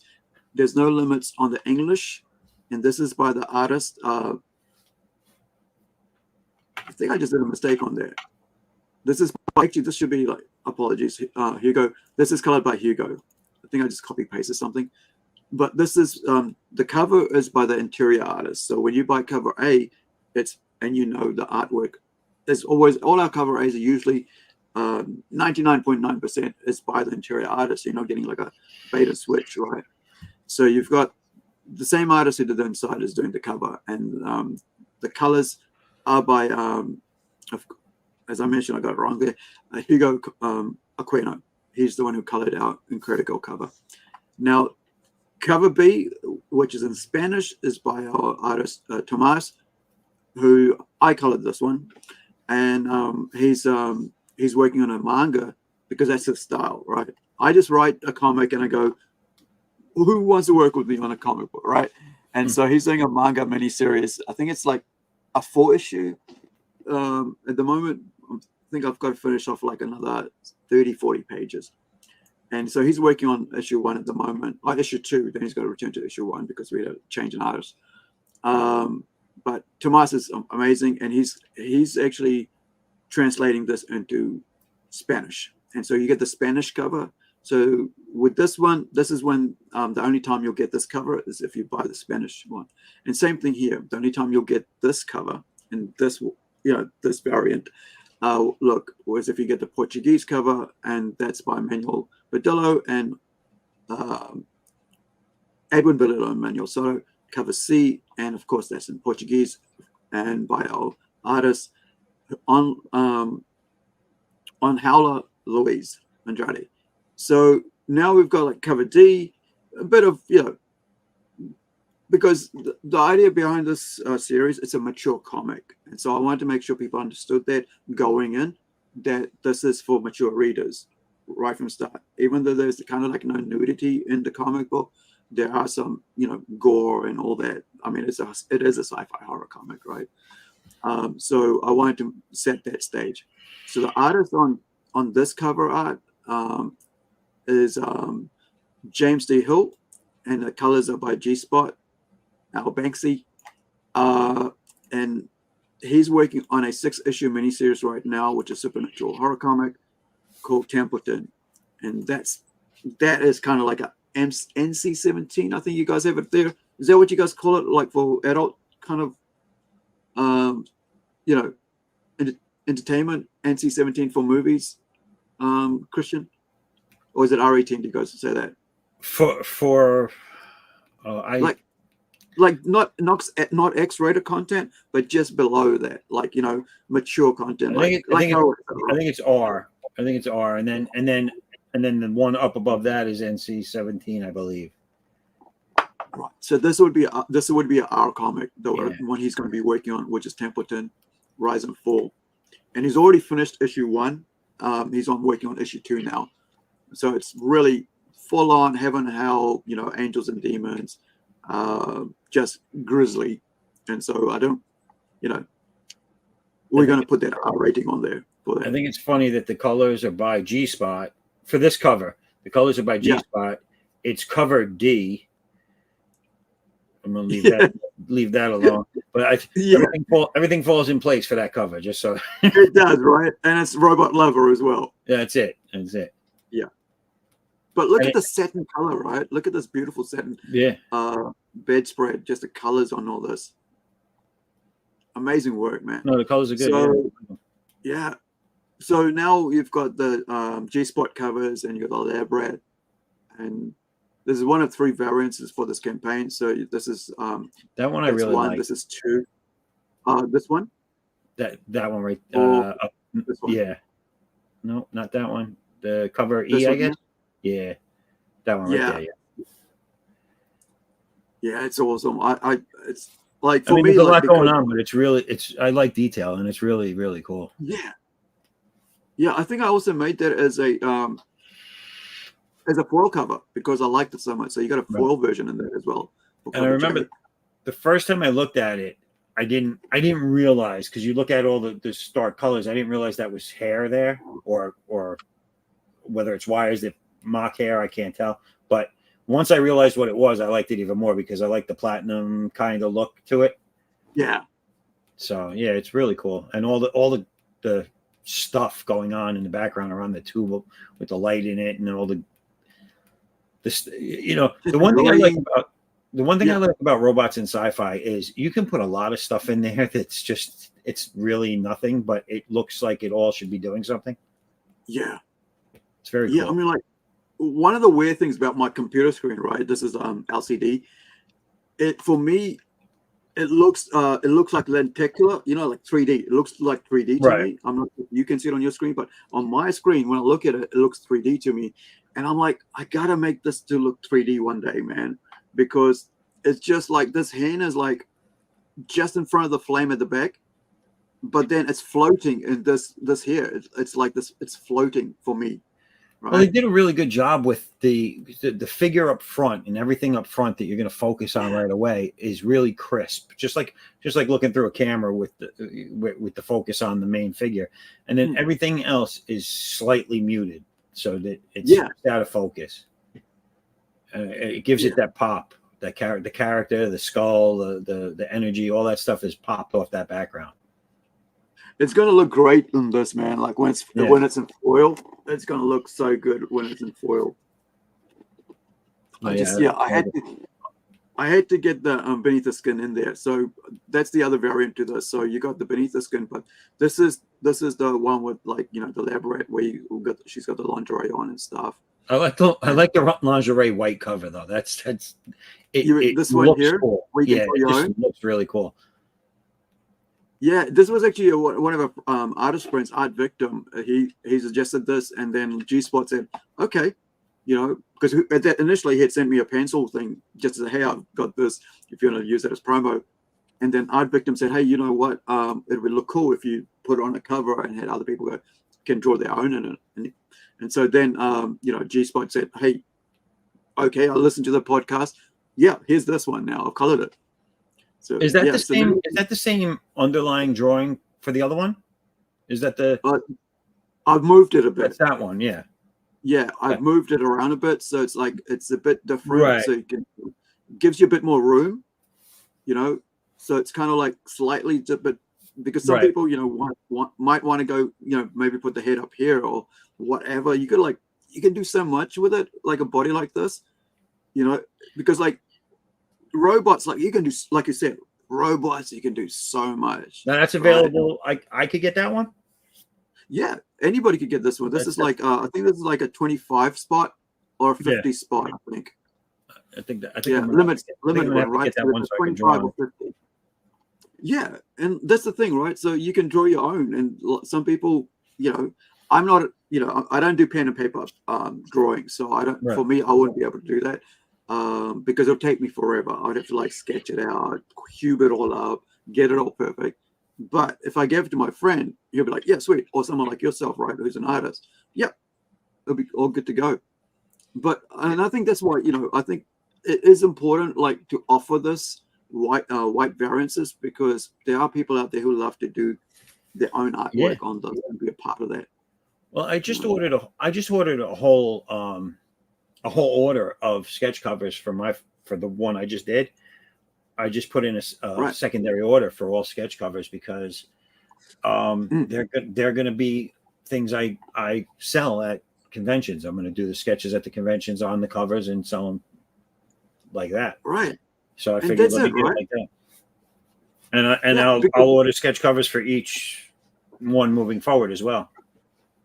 Yeah. So I mean, we did that with this one, right? This is so when I was like, this is like the web comic version. You know, there's the one that I decided to redo, but I had a whole bunch of these done up, so I could just go, well, you know, you could do it and give it away, you know, or like, hey, if you buy 5 of those, we'll just give you one of these, or if you buy a couple of our other different comics, my friend here will just sketch something for you, as this is a free thing. However, I wouldn't sell these anymore because I I don't want this out there in the world anymore because I'm not like happy with my artwork and the artwork that's in it. Right. And I mean, so it works as a web comic, right? But it doesn't work for what I want to compete in the world. Yeah. As a comic. But having these, man, have your friends come in, like artist friends, and say, hey, can you draw something on here? Because if I was drawing it, it would look something like this, some weird shit like this. Because this is my art style. Because I'm a sculptor, right? So when it comes to like doing physical work, this is what it'll be like, some weird, little chibi like this on there. That's cool. Yeah, so it'll be like a little chibi drawing. It'll take me about 2 days to draw it because I'm that slow, and that's why I appreciate artists because, like, and illustrators. But I don't know about collectors, but fans I know like that stuff. I know because I'm a fan of comics too. I don't just create comics. I've been a fan of comics since I was a kid, and if the writer, especially if the writer, I'd be amazed if the writers came out and started doing sketches on covers. That'd be awesome. But artists, just I'd rather have, if sketch covers were around when I was a kid, I would have been so much more happier, and I would have bought nothing but blank covers my entire life. I forget all the other variants. Simply because you go to a convention, people bring sketchbooks, people bring whatever they have on them, and they hand it to someone. They're like, can you give me a sketch, whatever. And if they're charging, they'll pay for it. If a lot of guys used to do it for free, I don't know if they even do that anymore. But a sketch cover is so much better because you could form your own collection. You can get your own long box of nothing but comics done by your favorite artists. And I think that's so much cooler to collect than a sketchbook, because guess what? You drop coffee or soda or something on a sketchbook, you lose them all at once. If you ruin one sketch cover book, the chances are you didn't ruin all of them. So, but I like it. I must have over I'm just guesstimating, over 200 sketch cover books that I've bought since they started doing them, and I think I've drawn on maybe 30 of them. I have 30 completed. I got like 5 right now that are in various stages of undone. Those are also things that I like to use to break the block. Like I'll jump off my page work and go and work on one of the sketch covers and then jump back over. But they're cool, man. I like them. The guy in my local comic shop, every time I come in, he goes, "I got you 3. I got you 2." Like he just knows to order the sketch covers for me. So I'm like, "You're awesome, dude." Yeah. So now we went on to that while you were away. So I want to come back to Louise's comments here. So he was saying, and this is in regards to writing stories, and I guess that there needs to be a balance between what you truly want to say with your story and the need to entertain the audience. Now we discussed that. So the next thing after that, he said, but I totally agree. We shouldn't make stories just for the sake of money, because see, that's what we and I don't. And there's a balance to that, right? When it comes to art versus money, and it's important, like and he carries on to say, love is important for art, and essential actually, right? So when it comes to stuff like this, there has to be a balance between the money and the art, because as artists we cannot survive without the money, right? And so, however,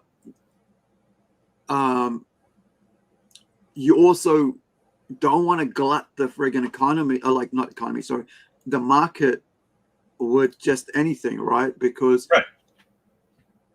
then people think that anything goes. Just like right now, people think that AI art. This is why I think the glutting of the indie comics industry, or Kickstarter and all that crowdfunding, has made because of the quality of art or whatever, and because just anybody can do it without even having any what we say, like a player in the game kind of thing, right? No investment in it. It's just like, this is what's hit now. Like people like indie comics is crowdfunding's the thing now, so let's get a comic on there. Let's get some money out of that as a that's why people call it a growth. There's people that will grab an idea, they'll grab a concept. Yeah, they'll grab an art style, and they'll grab a funding site that are all the Right. hot ones at the moment. They'll smash something together, get it out there, make a good fortune on it because they know these are the things. They did the research. These are the things that people are buying right now, Yeah. and they'll make a fortune. They'll put it out there once. Mm. The people will absolutely hate it because Yeah. it was done for that sole reason of making that money. And now what they've done is they've bastardized the industry for their own gain. They've hurt the industry, and I call it an industry because it's where it's going. It is an industry now, whether people agree with it or not. It's a part of the comic industry anyway, at least now, and it's major part actually. You're hurting your money. You're hurting everybody's money by putting crap out there purposefully. Now, again, we touched on this earlier. I would never turn around to someone unless they threw stick figures up there with no words and just fighting. I'd be like, okay, you need to rethink what you're doing. Like, no one's going to buy that. Save yourself the trouble and the heartache. I know you love it, but maybe you want to write it and find an artist that can put it out there if you really love it that much, or vice versa, whatever the case may be. If you're a really good artist and you have no story, then okay, maybe get someone to write. Tell them what your characters are about and have them write you a cool story, and then you can illustrate it. There's ways to go about it if you love something and do it. Like, listen, even with me doing all of that right now for myself, I know I'm an artist first and foremost. The writing came secondary. I've gotten some really good feedback on the story, so that made me very happy. And it wasn't from people that needed to tell me, like, you know what I'm saying? It wasn't from my mother or anybody. But I would love to be able to get to a point where I could pay to have a writer on board, and not because I think I wouldn't be able to do it, but it would speed up my process, and it might give me a little free time. You know what I'm saying? Maybe I wouldn't have to work myself into an early grave by staying up all hours of the night doing this. I would love to have people do other things. I mean, I came right out of the gates knowing that coloring is not my strong point, and that would be who I have to hire. I also knew that I wanted to use funding to get some really nice covers on these things by people that I admire in the industry, and which is what I've been doing. I'm not the type of person that's going to go and get the hot name to do a cover. That I don't care about that. I'm going to get someone that I've always wanted to, that, like back in the 90s, maybe I always wanted to work with. I told you I had Bart Sears, Andy Smith work on the first one, do covers for me. And I have Vic Medina, who I think is a great talent now. He's done 2 covers for me so far. Both of them are in this one. One's a standard back cover. It's going to be on every variant, but it's going to be the back cover. And one is an alternate front cover. But I also have, I have one person that is doing a cover. I'm not ready to divulge who that is yet, but they also were a known name back in the 90s whose stuff I really admired. And so they're doing a cover for this one for me. And that's what I plan to do moving forward, as long as I could get them interested to do one, and guess what? If I get to a point where the people who I want to do covers for me are just not available, but I'm ready to put out a Kickstarter, then unfortunately, guys, you're going to have to stick with my covers. You know what I'm saying? But that right there, like when you see the full cover of that, like, I just took the part with their 2 heads so you could see the 2 characters. And I think it works for what I'm using it for right there. But the cover the whole cover is just really, really cool. It's very Batman-esque. I'm gonna do something what I heard Naomi do the other day, and then like what my I asked a whole bunch of people on Facebook to vote on which what to put out, what would work. So can I suggest that you put the logo? Let me get this up here. That you put the logo of the and the name on here somewhere. So when the people, because what happens is, like, when you go across on Kickstarter, what you see is, because if that's all people see, they won't know what it is when you on your header. So if you have a logo on there, right, Yep. So that's coming up, right? So like this, where are we here? So you got like name gun, Lady Gunslinger, and all that. So GI Joe, all this. So Right. for your one, do you have that? Like, do you have one image that you're going to use for the So logo? I did it on the last one. I had my logo on here. Now I mean the title of the title, yeah. like the Ajax, Unbound Fury, Right, I did. So when I did it on the first one, I got a lot of input saying you should take it off because it's in the title, which is next to it. So now I took it off on this one and put my branding logo on it, which has been on everything to date. And the reason why I did that is because now it's interesting the way you just showed me it set up. It doesn't always set up that way. A lot of times it sets up with the images on the top left, and right next to it is your entire title of what it is. Yeah. And if it sets up that way, you don't need it on the image. If you have your thing set up to scale boxes like you just showed me, it's different. What I mean is like when you go to this, right? So what people initially see is this. Right. So this is set up in. So you get stuff like you got this one here, no title, but it's got at the bottom, right? And so same thing. So some of them like got it, some of them don't. So it's you're right, like it's 50-50, right? Yes or no. Well, yes this or isn't no. the standard. This also isn't the standard view that we're used to. I don't know if it's an American thing or whatever, but what it is usually like. So see how you have box they're next to each other. The campaigns are on either side of each other. There's a list format. So like if I go into Kickstarter, there's a list format. Oh, okay, maybe that's for you, but this is like the general, like this is like international view What do you I want? get. Right. And here's the thing: look at this. Yeah. So see where the titles are underneath. It says Darkwing Duck graphic novel, Coffin Comics, all new Lady Gunfighter. Yeah. That stands out to me. Go if you just take the Lady Death one. If you go back up to the Lady Death one, that's very hard to see. The Lady Gunfighter Desolation. Oh yeah, that's all mentioned in there, right? But everybody knows who who read underneath. So, but everybody knows who Coffin Comics is. So it's like, as soon as you start something, everybody's running to that. Right. So when you have an image like mine, see, this image is very dark, and the title is also dark. I actually had it on there initially, and I had to put some extra clouds under the title to sort of pop out a little more. And you could just outline it, right? Like on your title. Like I'm not sure what it just doesn't. It just doesn't stand. It just doesn't stand out as nice when it comes down. So I figured I'm just going to go with the image and the logo here, and then do the title next to it. So on the way I see it when I go to Kickstarter, mine displays differently than what you showed me. It has the title off to the right hand side of it, but even on the boxed out one that you showed. Yeah, I mean, like it's 50-50. It's like either you do or you don't. And that's interesting. So I would rather someone see the image for the image, and then the title under it, and they can read the title clearly, separately, not try to strain to see it on the image, and the image is clear. There's no wording on it, like a virgin cover almost. You know what I'm saying? Like, you could see the image, you could see the art, you could see the title, and so like I said, I did it the other way with the first one, and I did see.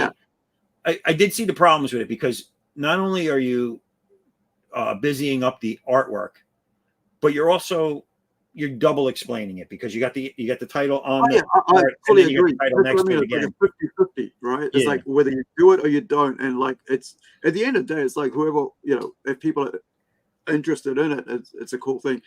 Now, one of the things that Luis said was like this, right? So. And this is, I do hope indie comics gets some spotlight. Comics shouldn't be just about the big two. Absolutely. And I think, getting back to the whole, like I was showing, like there's 28,500 comic projects on Kickstarter right now. Now, we said 25% of the would be like what we consider would be like people just doing it because comics are a thing. And there are people who are doing that. And, you know, amongst those 25, and this is what I wanted to get to. Wait, with the 28,000, multiple but those include the old funded ones too, right? Yeah. Okay. But I mean, they're the ones who are running at the moment. I'm not sure if it's the all funded ones as well. But no, I think it's all of them, because I think at any given time there's only a couple of hundred running live. okay. I don't remember one. I don't remember any time where it's gone too much past like 200. Okay. It might So have. let me I mean, but let me get to that, and let's have a look. So explore 200. Yeah, no, it's running. But what some is your are- what is your some are parameter? funded, almost funded, and all this stuff. Well, What are your this is the parameters? Just all parameters that got in comics? there. Explore.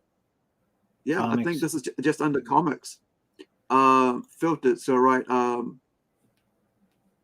Following projects I've backed, all projects, live projects. There we go. That would work. So right now, yeah, you're right. Yeah, 282 comics. So 28,000. with I was about to stop. right. I've been like, I can't do this. That's too many projects. However, but here's the thing, right? With 200, and this is my point here. So with 282 comics, Yeah, right, projects on there right now, it's a lot. 50 of them would be the grift. Hey, it's a popular thing right now to do Right. comic books. Now, the other point I wanted to make on this is there are, because of the grift comics and because of the, you know, not people who just don't love the comics. And I don't want to be some elitist here, or not, you know, right?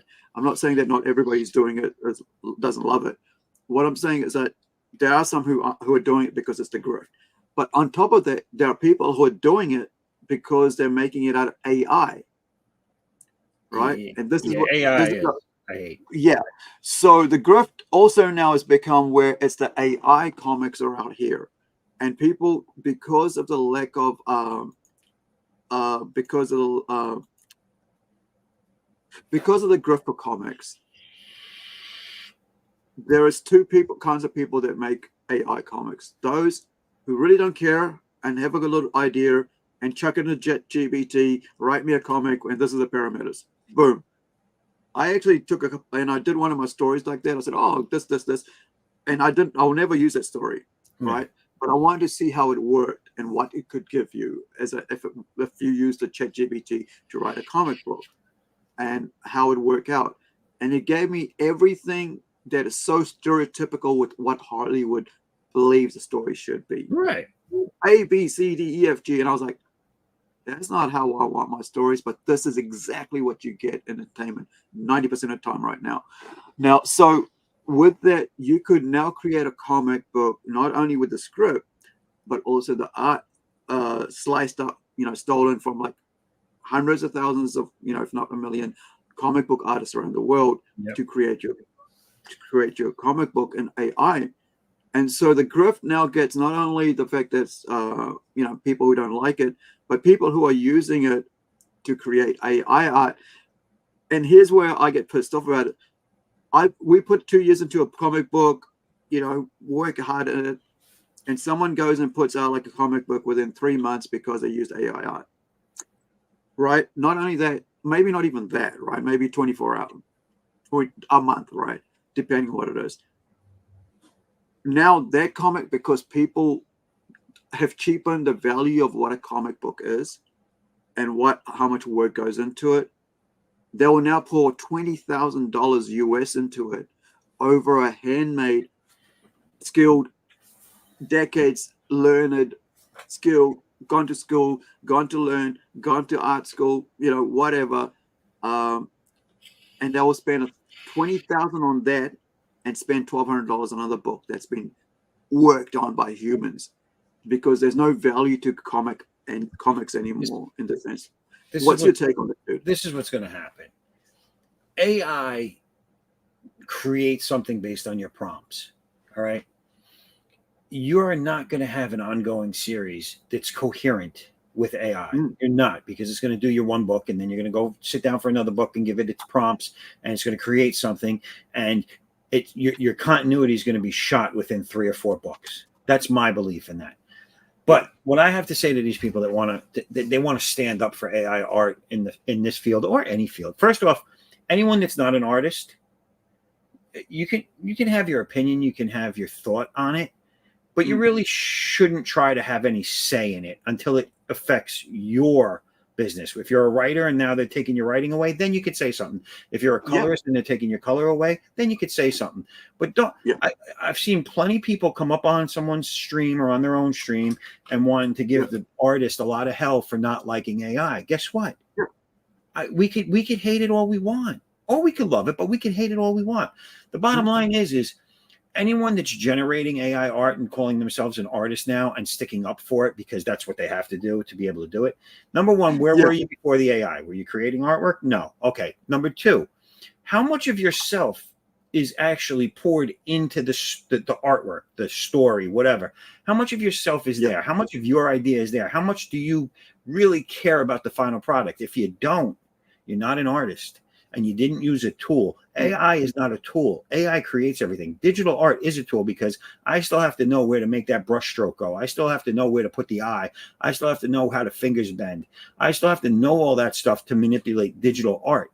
I don't need to know a damn thing about that to do AI. So the argument is not even an argument for AI. AI is not an art tool. AI is something that anybody can use as long as they know how to read a book on how to operate it. And that to me is a piece of machinery. It's not a tool. All right. And you know what? I would love for someone to tell me what is the definition of a tool that they're using to say that it is one, because it's not. And you're not an artist if you're an AI artist, because again, nothing skilled about you went into it. And I'm sorry, writing prompts or stating prompts is not a talent. Anyone can do it.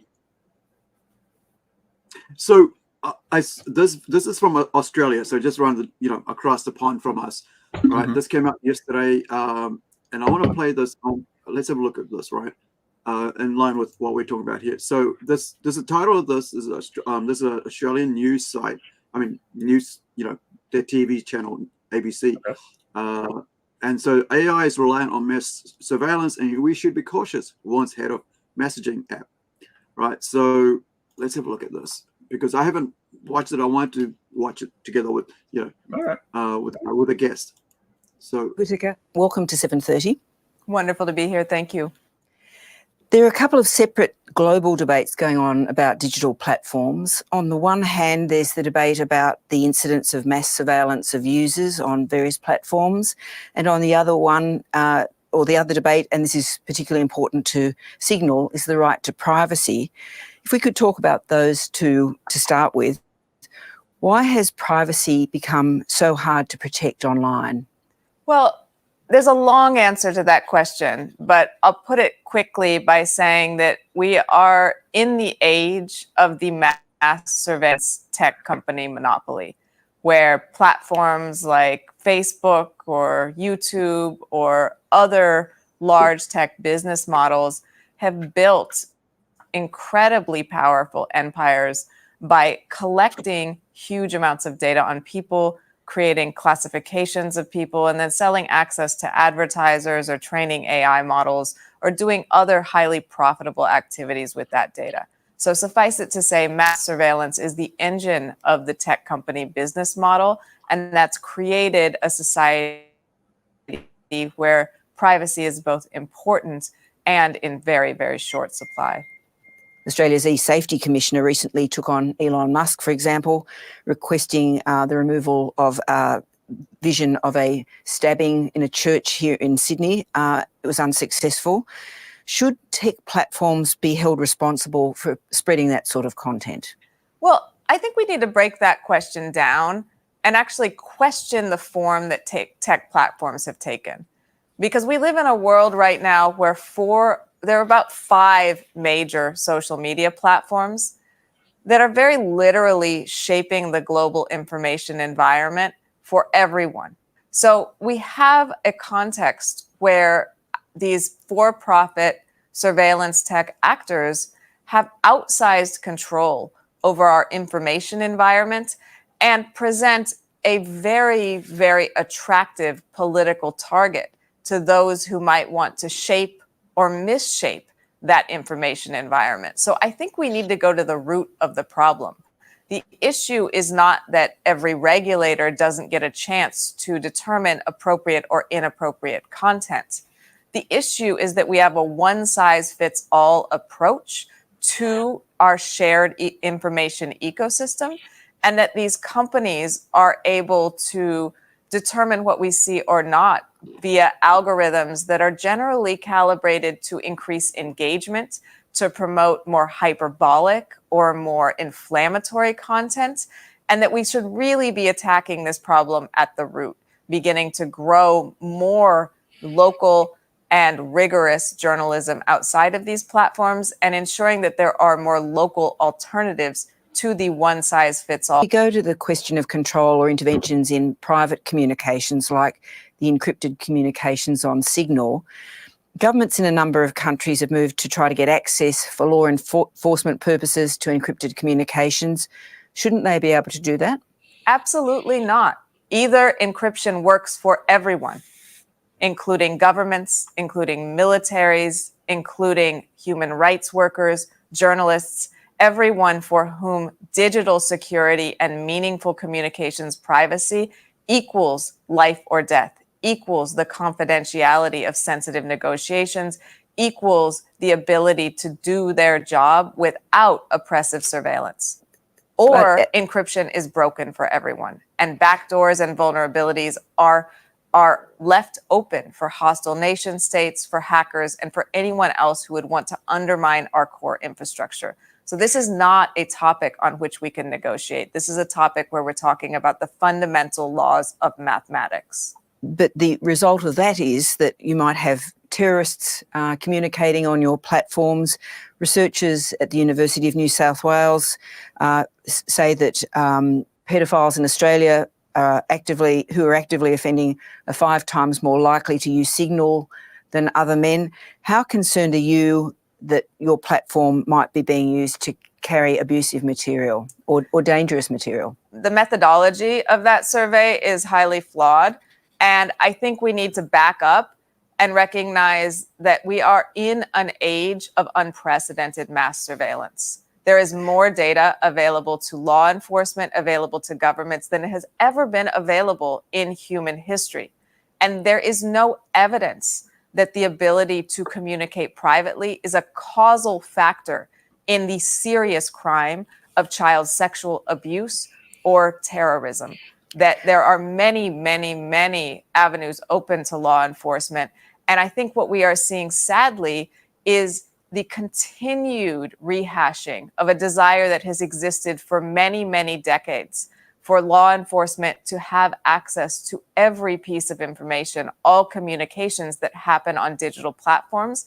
And we have seen this attack on encryption crop up every few years under a different pretext, whether it be terrorism or saving children or drug dealers or what have you. It is always argued that since the bad people can use encryption, we should kill it for everyone else. And that is an incredibly dangerous impulse at a time of rising political authoritarianism, when we can look back in history and see how disastrous the abuse of mass surveillance has been when in the hands of authoritarian regimes.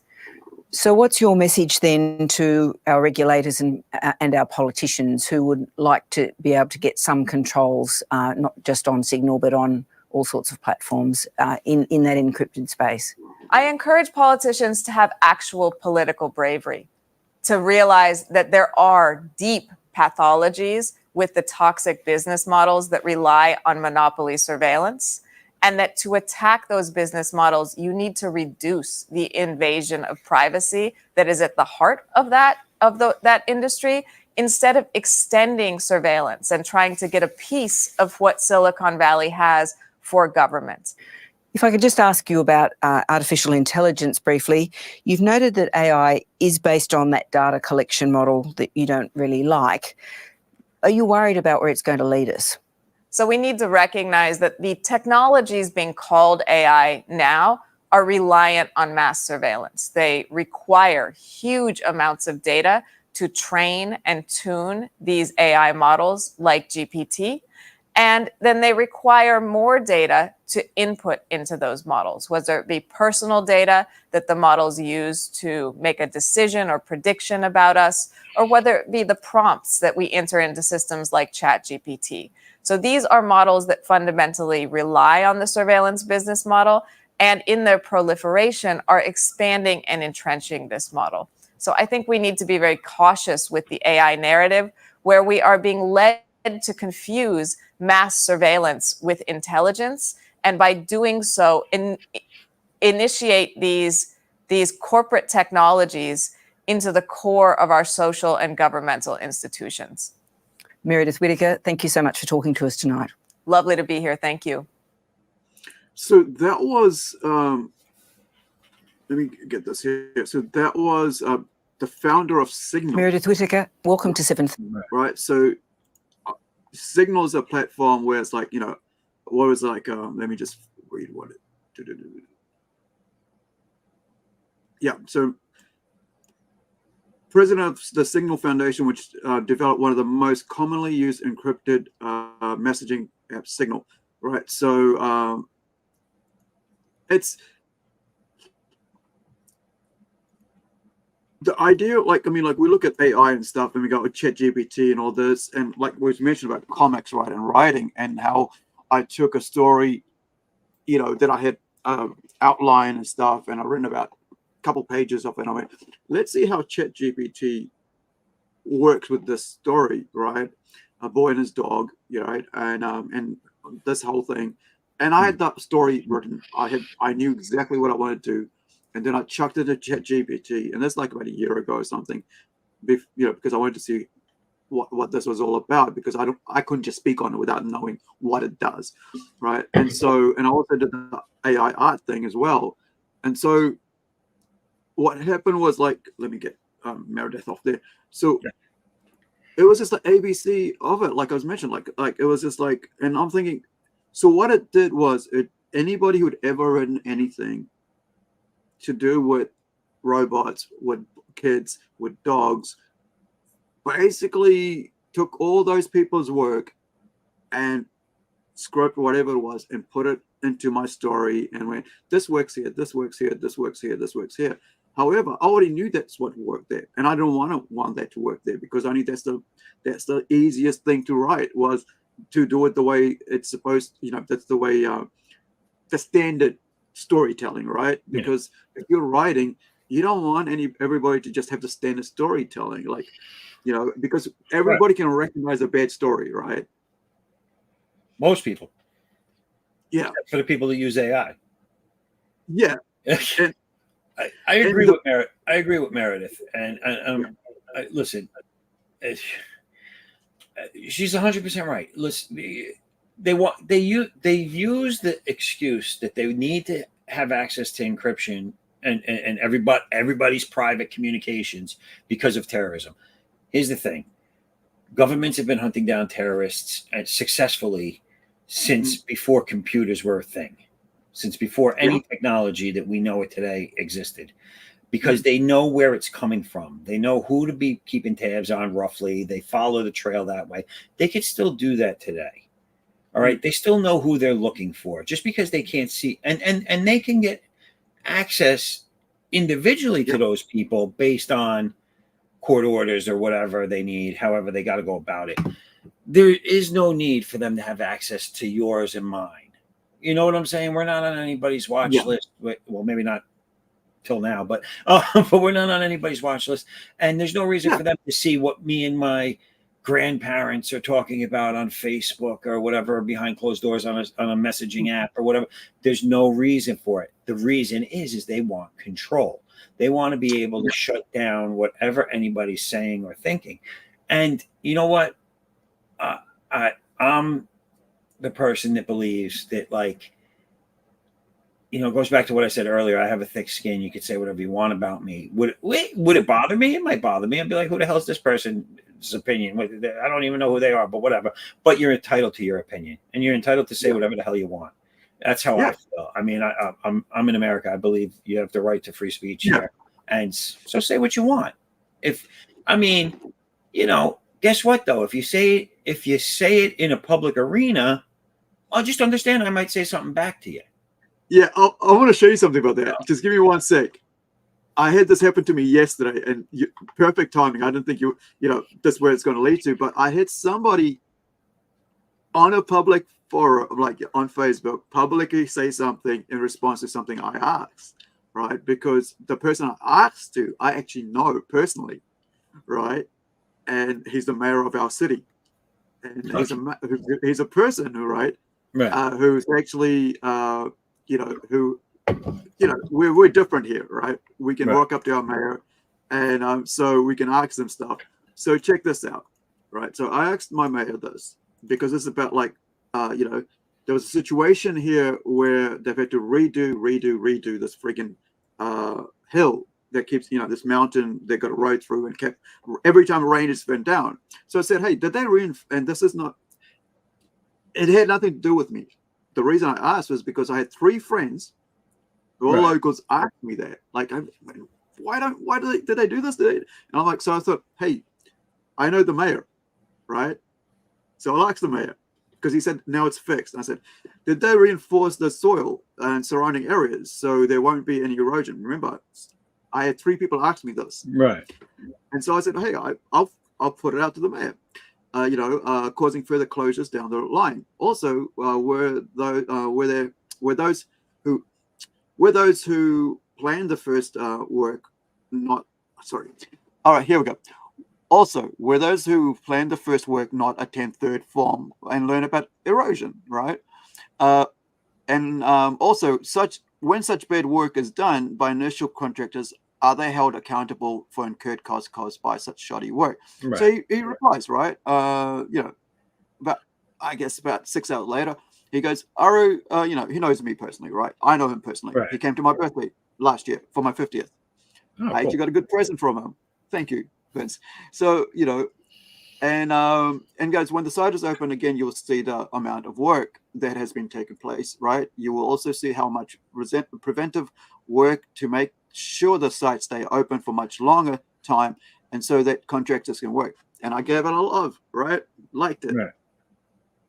So here's what someone wrote, right? And remember, this is public. This is on, this is a mayor's post. Right. So this guy comes in and says this, right? He goes, if you don't have faith in New Zealand to do things right, and your dodgy business has suffered because of the closure for repairs, go back to India. Right? I'm like, you don't even know who I am. You don't even know that I actually know the mayor. Right. And that's why I asked him this, because 3 other people asked me this. And hey, by the way, dude, wait, so now you think I'm from India? Never stepped a foot in India. Right? I'm a 6th gen Indo-Fijian Kiwi, which means born in Fiji, Indian, right? So Fiji Islands, but I'm a Kiwi because I've spent like over 40, it's about 43 years now in New Zealand, and and lived in New Zealand since '81. So I haven't been anywhere to live apart from a year in holiday in Fiji, right? So this is my home. And watch your finger pointing in your racism, right? Also, I have more faith in New Zealand than anywhere, which is why I said what I did. Looks like you would rather have, hold on. I hate it when I've got my friggin' webcam in front of me. So, looks like you would rather have your head, in the sand. Plus, you look younger than I do, right? Like, look, this dude looks young as hell, right? It's probably about 30 something. You're like, and you're talking about like how they, people, say things on public platforms, yet they think they know, what is it called? They can stay without any recourse or anybody responding to that. I had other people say stuff as well, but that one was like took the cheese, right? Or cake, as they say, right? Because 2 people are communicating, you interject yourself into it. It was never aimed at you, but they and the mayor, Vince, are having a chat, and Vince responds, and I'm like, cool. I'm okay with it because now my 3 friends who asked me this shit got their answer, right? Right. What we call Tai-ho. Right? Wait, dude. Go check it out for yourself and you'll see. But like you said, right, with AI and all this stuff, like people can say whatever they want, but like and do whatever they want. But just because you can doesn't mean you do it, right? And but back to your point, right? You're saying like you got a thick skin, and you know, anybody can do whatever they want, and that's why I put that up there because Well, they could say whatever they want. Yeah. Doing whatever they want is a different story. But Yeah. but you could say something to me. If you have a problem with me, if you have a problem with my work, if you have a problem with maybe an opinion I hold on something, you could say it to me. That's who you should say it to. Say it to me. Yeah. I don't agree with cancel freaks that like to go out there and try. I said something in the comment section once. All right. Now, it was a joke. It wasn't pointed towards anybody. Was it the most sensitive thing in the world? Probably not. But it was in front of a small audience on a live stream, and it was in the comment section that this person must have been watching. They didn't like what I said.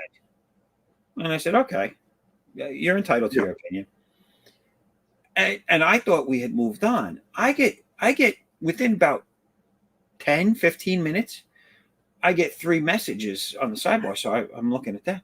And it's from other people that I deal with in a professional sense here with the comics and everything like that on telling me that this person reached out to them and tried getting me taken off. That I had an upcoming interview. They said, don't do it with them, blah, blah, blah, this, that, and the other thing.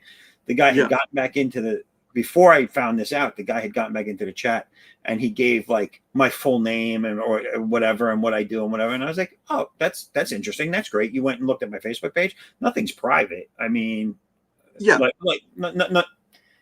the basic info that he was throwing out there wasn't private. I mean, but you can't go in there and look at my posts either or anything like that because I have that just for private and for friends.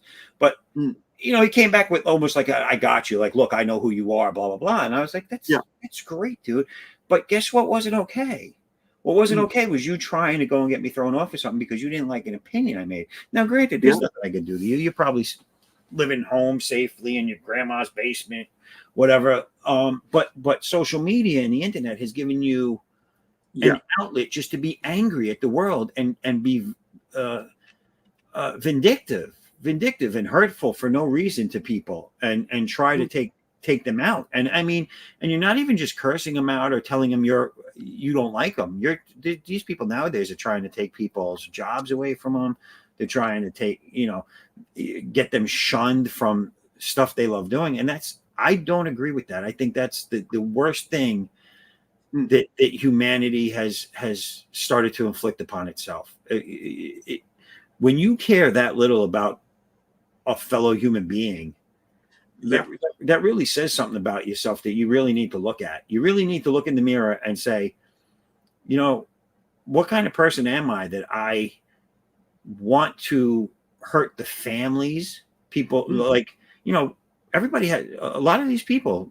I have a family. I have a family, a wife and a kid, and I got to provide for them and take care of them. But this guy didn't think twice about trying to cancel me from somewhere. So, the internet age has made it so that these keyboard bullies that wouldn't have the courage to say a word to your face in public can now go and try and ruin your life. And for no other reason than they're feeling insignificant about themselves. It has nothing to do with what you said. And that's how people behave, right? Yeah. When they don't have their own, when they don't feel well within themselves, they attack. Like if you're happy, you just get on with your life, right? You don't really think about whatever else is going on with anybody else. You just carry on with your life, and you got things going on, and you got next project, too busy, go do another piece of work, chat with somebody. You're not, you don't have the time to get into these ruffles. Now, and talking about like cancel, right? Like I've been canceled, right? And so locally. So the other mission is like we're talking about like, people doing that and over some little conversation, like even like, in private.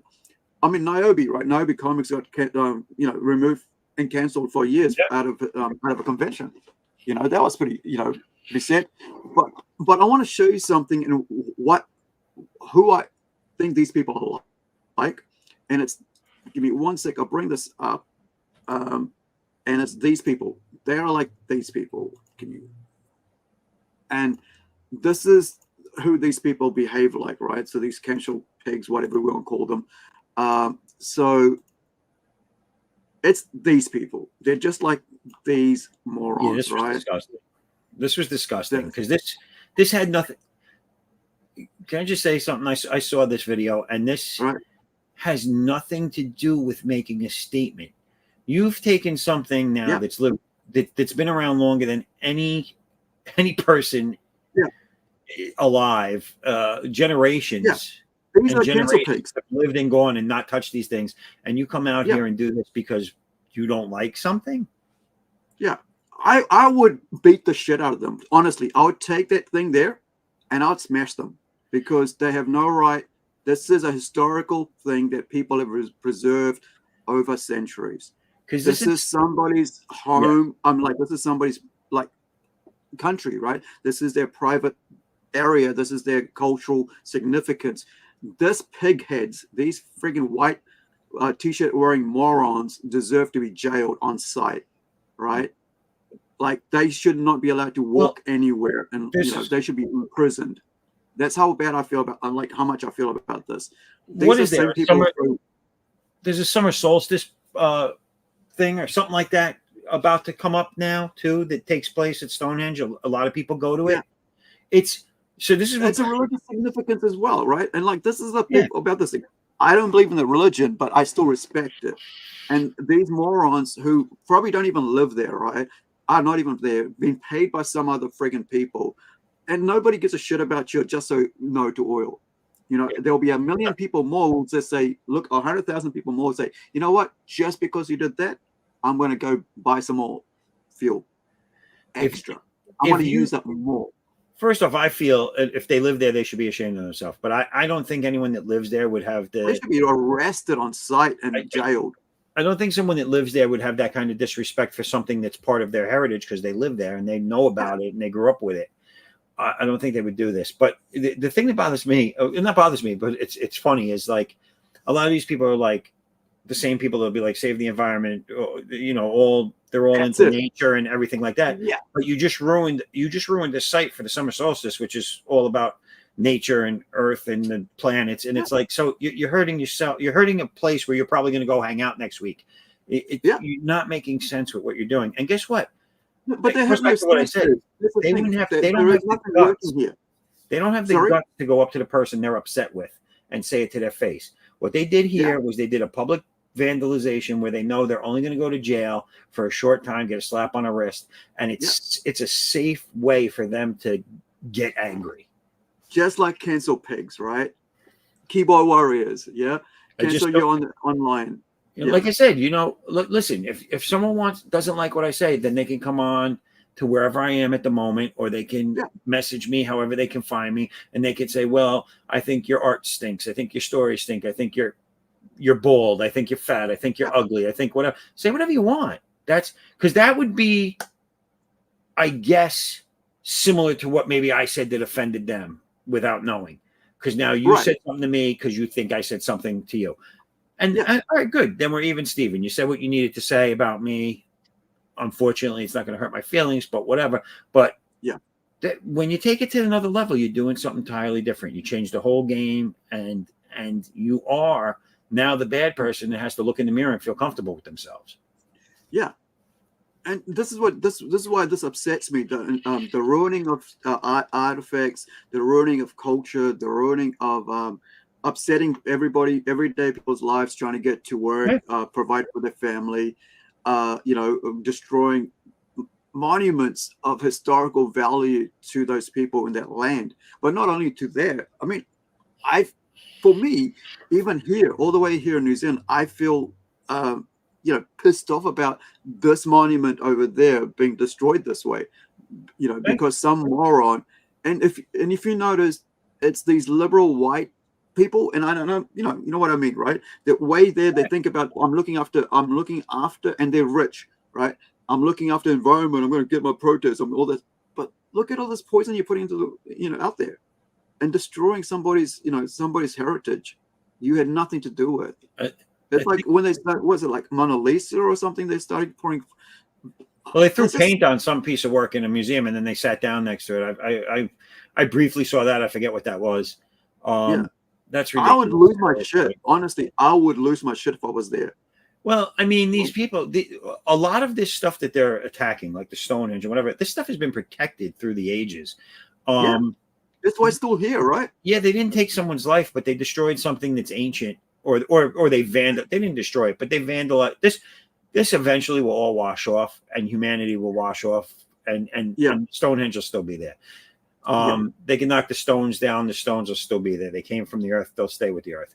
It's just the disrespect that's in that it takes to do something like that. So guess what? Like, yeah, they didn't take a life. Yeah, they didn't kill anybody, but because of the act against and on what they did it to, they should. I feel they should go to jail at least for life. Yeah, I do. Well, that's my thing, right? So for me, was like, why are they allowed to ruin great works of art, right? And disrupting people going about their lives. Can we put monitors on them, right? For no-fly zones, right? Can we bring back public? It's human history. It's human history that they're taking it upon themselves to try and destroy. And if you want to destroy human history, then you should be locked up. I mean, it's not like you went and poured paint on my Nikes. I could get a new pair of Nikes. They're a dime a dozen, whatever, blah, blah, blah. But you go and attack Stonehenge, you go and attack a work of art that can never be fixed or reproduced, then there needs to be a really big consequence for that. And not just a slap on the wrist so you can go out. When they get out next week or tomorrow or whenever, they're going to go do it again because guess what? Oh, that's all that happened to me? Oh, I'll keep doing this. That's what they think. That's what I think. Like, there should be major freaking costs and years of freaking jail. And okay, you go, it's not it's not harming anybody. Hold on, we value this. This is cultural value to us for centuries. These arts that have been done by masters, and you who have no creative anything in your body would destroy it. See, I don't think any of these people actually are creative, and this is their way of destroying creative people's work. It's like AI.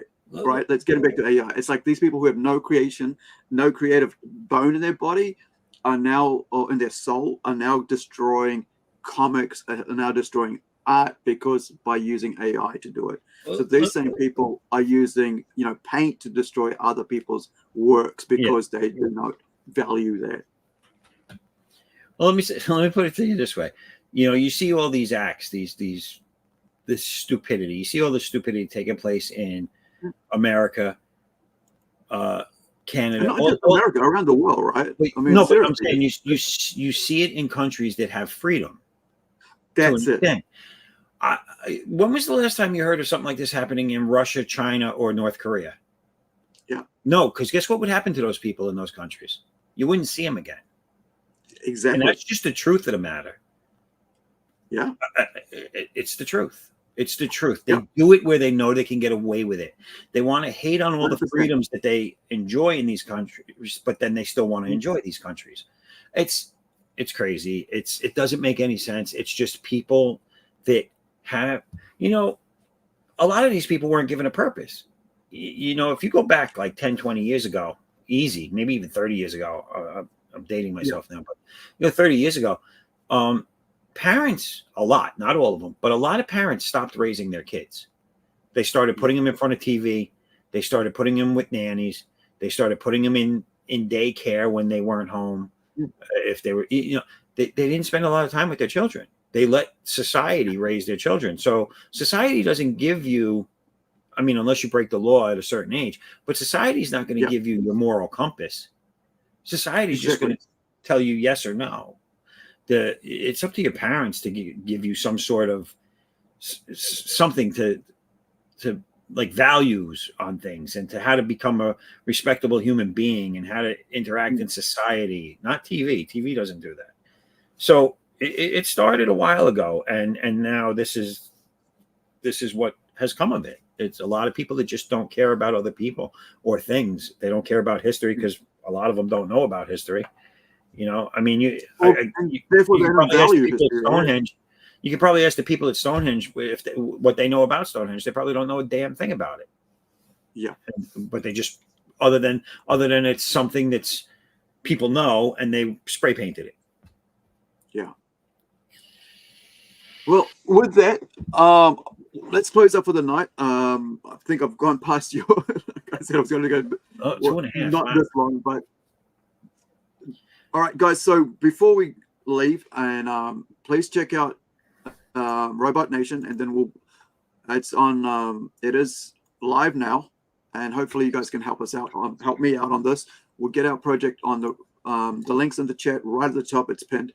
However, also right now, coming up soon will be Christian's work, and that's this one here, and the links in the chat as well. This is let me find the right one. Am I on the right one? Give me 1 sec. I think I had to go to back one. Yep, there it is. So this is please go and hit the button on notify me. This is where it should be, and you'll be able to find out from when this launches from Christian. It'll send you a notification that it launched. Yeah, so this is happening next month, right? This will be happening next month. It's July 13th is going to be the launch day, and Awesome. Sign up. And if you sign up, like I said, at this point, it's just signing up to be notified when it goes live. There's no obligation yet, so sign up. Also, anyone that signs up and backs it, there's going to be an exclusive for those people. I'm working on it now, and I'll release it on social media along with the link again. As to what that's going to be. I'm tossing up a couple of little ideas, but that'll be up, and probably by the end of this weekend, I'll have that hashed out. And it'll be the only way you can get that exclusive. So yeah, sign up. And if you sign up and back, you'll get that along with your order. Awesome. There's going to be quite a few tiers. You can catch up on the stuff that you missed already to get the full, the full story. And, but you don't need to. This is it's going to stand alone as its own as well. So you don't need to get the previous, but it'll be there. And I thank you for having me on again. And oh, good, yeah. And listening to me talk. And to those listening, by no means do I want you to call me and tell me I'm ugly. I don't want that. I'm just saying. Yeah, I can look in the mirror and find out for myself every time I look in the mirror. I lie to myself and I say that I'm pretty, but yeah. But no, it was a good talk. I had a good time. Thanks again for having me on. And good. Yeah, your stuff looks good. I'm definitely going to get that sketch cover. Awesome. Yeah, I mean, like people like what's it called? Sketch covers, man. Like I didn't mention earlier, but I had actually one of my artist friends do that as well. Let me pop this up here. We're gonna get this set up soon. Keep hitting the wrong one. So my artist friend, right, Shane, actually, when what was it? It was like Death of Spider-Man came out. I had him do a red dot, and also a Deadpool Death of Spider-Man sort of thing on the wraparound. Yeah. He did one, and so I have it somewhere protected, hidden away in my shelves, and I haven't been able to find it because it's so I do think that that's why I like the the white covers, because they they just next time we get together on this, I'll have some ready for you. I'll show you some of the ones I've done. Yeah, man, that'd be cool. Cool. Yeah, when you launch, we'll have you back on when you launch. So that'd be great. Sounds good. All right. So wherever you guys are, I'm gonna put on the music as we end off. But thank you, Christian, for hopping on, man. I really appreciate it. So wherever you are, guys, be well, be safe. If you've got a loved one close by, as I always say, man, let them know that you care. Give them a kiss. Kids, parents, and especially guys do need to be told that they're appreciated. It's our ego. We don't need much, but we just need to be told we appreciate it. Right. And however you do that, it's up to you. And of course, if they're not your loved ones are not close by, social media is there, phones are there, right? Do it whichever way you can. Hey, I'm here. I'm thinking about you, and hope you're okay. So thank you for joining us. We'll have another stream coming up soon in the next couple of days. So please like, subscribe, and share. And do check out, our comic book that's on Indiegogo. I'm sorry, Kickstarter right now. I always get I kind of mixed up like indie comics and Kickstarter, so it's like Kickstarter. indie. Yeah, so I keep saying Indiegogo. It's our indie comics on Kickstarter, and it's pinned to the chat right at the top, so you can get to that easy. Now, I'm gonna put a Kiwi song on. This is Winterborn, My Own Purgatory, live on the way out. So more metal.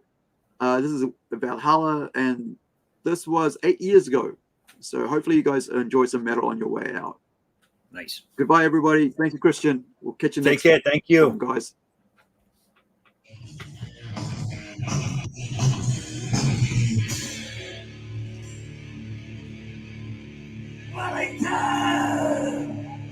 Welcome to my own purgatory.